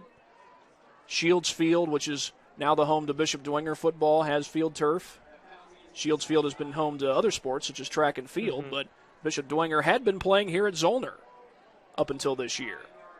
I'll tell you what, driving down St. Joe Center over by Bishop Dwenger, all of a sudden one day there were bleachers there, and it threw me off to, you don't expect that in your view there, but, good for them getting the stadium there. I know that's something that community is particularly proud of, and, it makes life easier, too, when you don't have to come over here, bus over to Zollner, even for your home games and sharing the field and everything. It makes things better for everyone. I drove over to Shields earlier this year, and they didn't have a press box up. 3 days later, I drive by there. The press box is up. Yep. I saw a video of them dropping it right on there. Rolling left is Clark, gets some pressure, trying to take off, and he is dropped just as he gets across the 20-yard line. I think that was Isaiah Rusher, number 60, who got in there with some pressure. It's now Concordia 4.5. I mean, they're going to get the ball almost in the red zone here, about the 24-yard line, it looks like, 23-yard line. I'm sure they'll just hand it to Drew and see what happens. 4:31 left to go here in regulation. 34-14, Concordia has the lead over Southside. Like I said, though, I mean, this is a positive game for Southside, I think. I mean, we talked about coming into this, the question for them is, can they turn it around coming off of 0-10? Obviously, you don't want to start the season with a loss. You never want to lose. But this is a game they haven't even scored in the past 2 seasons, this home opener or the opener against Concordia, and to put up 2 touchdowns, and they've looked solid at times. Last play, by the way, went for about 4 yards. Jackson Valentine is in at quarterback. Sam Hudson got the carry there. Jackson Valentine, he was battling with Brandon Davis for the starting job in the offseason. That he was, and I think Davis just having the experience, getting some action last year, being the elder statesman, if you will, probably gave him the advantage there. And plus, I mean, he's like we've talked about tonight, he's got a great arm. Now, he's shown the ability to scan the field and find the open man tonight, but that may be harder next week against Homestead. Another good run there by Hudson as he upends his way near the first down. And there's going to be some pretty hungry linebackers in that particular game. Cam Rogers and Nick Martin, to name a few. Absolutely. Looks like we got another injury here. Had a couple of those tonight. And it's a Southside player. I think that was Daquan Reed, but he's right, walking it is off. Reed, number 22. Walking off with a little bit of help from the trainer. That'll probably mean his night is done. You don't want to risk anything in garbage time here at the end of the game. The clock is running after he gets off the field. 3.5 minutes to go. We'll see if Jackson Valentine gets a chance to throw his first pass of the season. Valentine is a junior. As is Brandon Davis, by the way. They'll go with the option here. Ball comes out. Still loose. And I think Concordia got it back. They did. That was a look what I found play. It was fortunate for them that they were able to pick it up right there. It was Hudson who got the football. Even got a positive 2 yards out of that.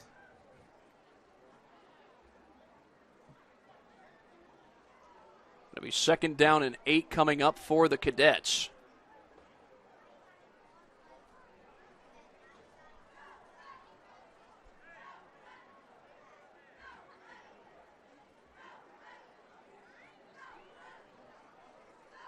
(34-14).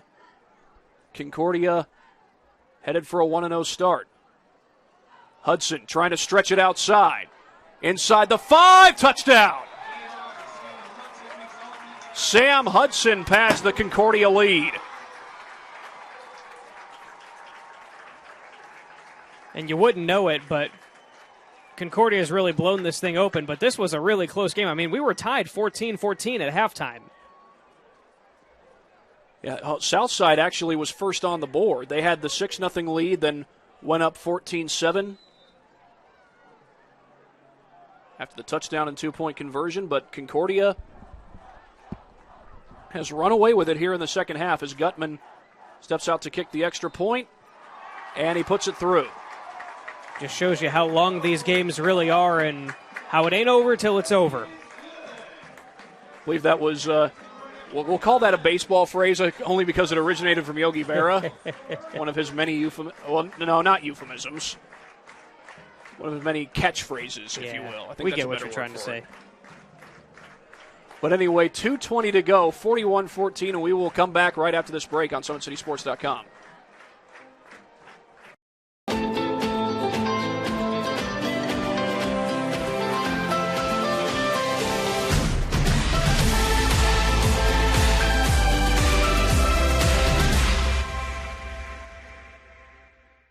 Runners are running, play coming home. From the crucial plays to the highlight of the game to the victory celebration, we are there. Summit City Sports isn't just a business, it's a group of companies investing in the youth of Fort Wayne athletics. It's because of Parkview Sports Medicine, because of Kelly Automotive Group, Indiana Wesleyan University, University of St. Francis, and Big Eye Fish, that we can produce our broadcast viewed by hundreds of thousands in Northeast Indiana. Support Summit City Sports. Become a sponsor. Join our winning team today.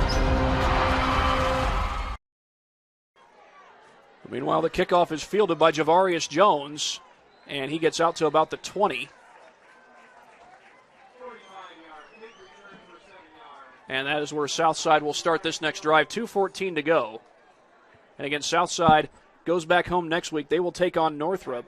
And Northrop, yes, they've had losing seasons the last several years, but they've also got quite a bit of talent. And one thing they're looking to do is improve. They already improved off of several straight 2-8s, going 3-7 last year, but they'll look to continue to improve as the years go on. And the Bruins will be coming off a loss tonight against Homestead, so they'll be looking to get in the win column as well as the Archers next weekend, so that should be a pretty good matchup. Northrop, by the way, I believe was honoring their 1999 regional championship team. That was part of the festivities over there at Spooler tonight. Handoff off the left side, Manny Knight. And Knight trying to break through. Gets to about the 30 or the 25-yard line.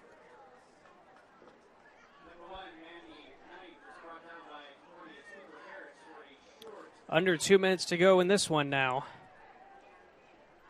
So Concordia will start out at 1-0 on the year, with Southside falling to 0-1.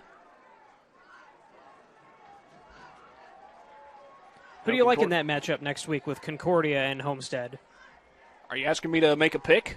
Yes, I am. I think I am. Not going to do that. We're calling the game, so let's let it play out. That's fair. That's fair. They fake the handoff. Clark looking to throw downfield and almost intercepted. There's another one of those balls that probably should have been picked but was not. And trying to get a number. That was Braden Payne, number 23. And I'm sure he would have loved that one for the highlight reel. We saw a number of those on the south side, if you will. That's Dylan Jackson had a couple of opportunities at some interceptions, ones that he would probably argue he should have had. 41-14 Concordia, and it's 3rd and 9 for Southside.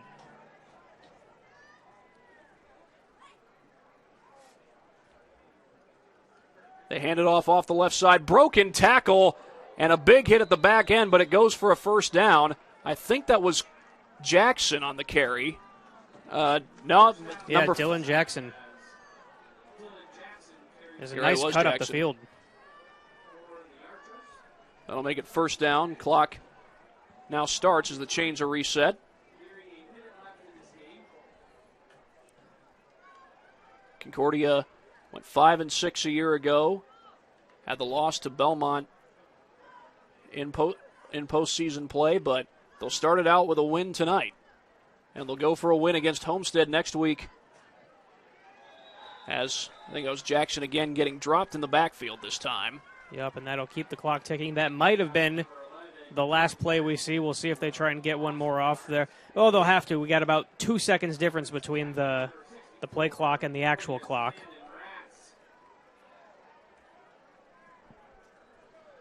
Now for Concordia and Southside, their schools will both be competing tomorrow in the Huntington North Cross Country Invitational.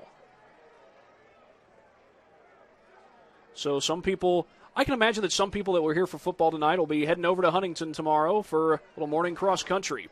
And there's Jackson again out to about check that coach, Giantre Coach, out to about the 39. And that's going to be the end of the ball game. The Concordia Cadets win it 41-14.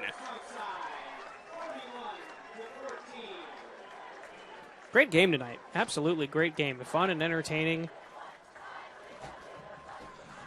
Well, we'll be right back in just a moment with a little post-game recap here on SummitCitySports.com.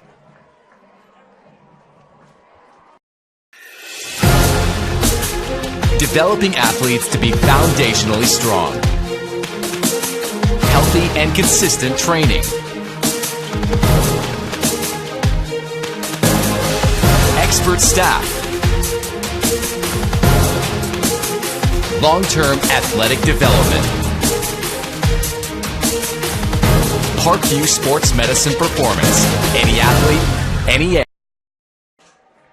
Concordia a winner tonight, 41-14 over Southside. They start the season off at 1-0 on the year, and we really saw the balance of this Concordia offense, especially in the second half. I really think we did. I think the two biggest takeaways from tonight is that Amir Drew has shown us that he is clearly still the strong, powerful back that we saw last year in his sophomore season, and that Brandon Davis is going to pick up the slack, right? Have taken over for Jake Bird. He's got the big, strong arm. He's got some accurate throws. I like a nice, tight spiral. And I think this Concordia team is going to have some success this season. Now, one thing about this Concordia team that they'll want to work on as the year goes on is they did allow some pressure from the Southside defense. There were several times where Davis was under duress tonight, and he's going to be going up against some very dangerous linebackers next week in Cam Rogers and Nick Martin when they go to Homestead. And that is something they will have to shore up in practice this week. They'll see if they can kind of figure out that offensive line a little bit, make sure that Davis has enough space and time in the pocket, and we'll see what they can come up with in practice this week, and then on to Homestead next Friday night. Now for Southside, they were in this game. This was tied at halftime. Southside had the lead in the first quarter and then in the second quarter, but in the end, they couldn't finish the job. Yeah, and for Coach Norfleet, of course, how do you tell your guys? You never want moral victories, but you might call this a moral victory for Southside coming off of an 0-10 season. The struggles that this program has had, to be able to go out tonight, put up 14 points in a game that they haven't scored in 3 years, it was an impressive showing, too. I mean, we were tied at 14 at half. So that'll do it from here at Zollner Stadium, just across from the main campus at Concordia Lutheran High School here in Fort Wayne, Indiana. For Rex Smith and our camera operator, Morgan Carroll, this is Thad Goff saying so long. Again, the final score, Concordia beats Southside 41-14. You've been watching high school football on SummitCitySports.com.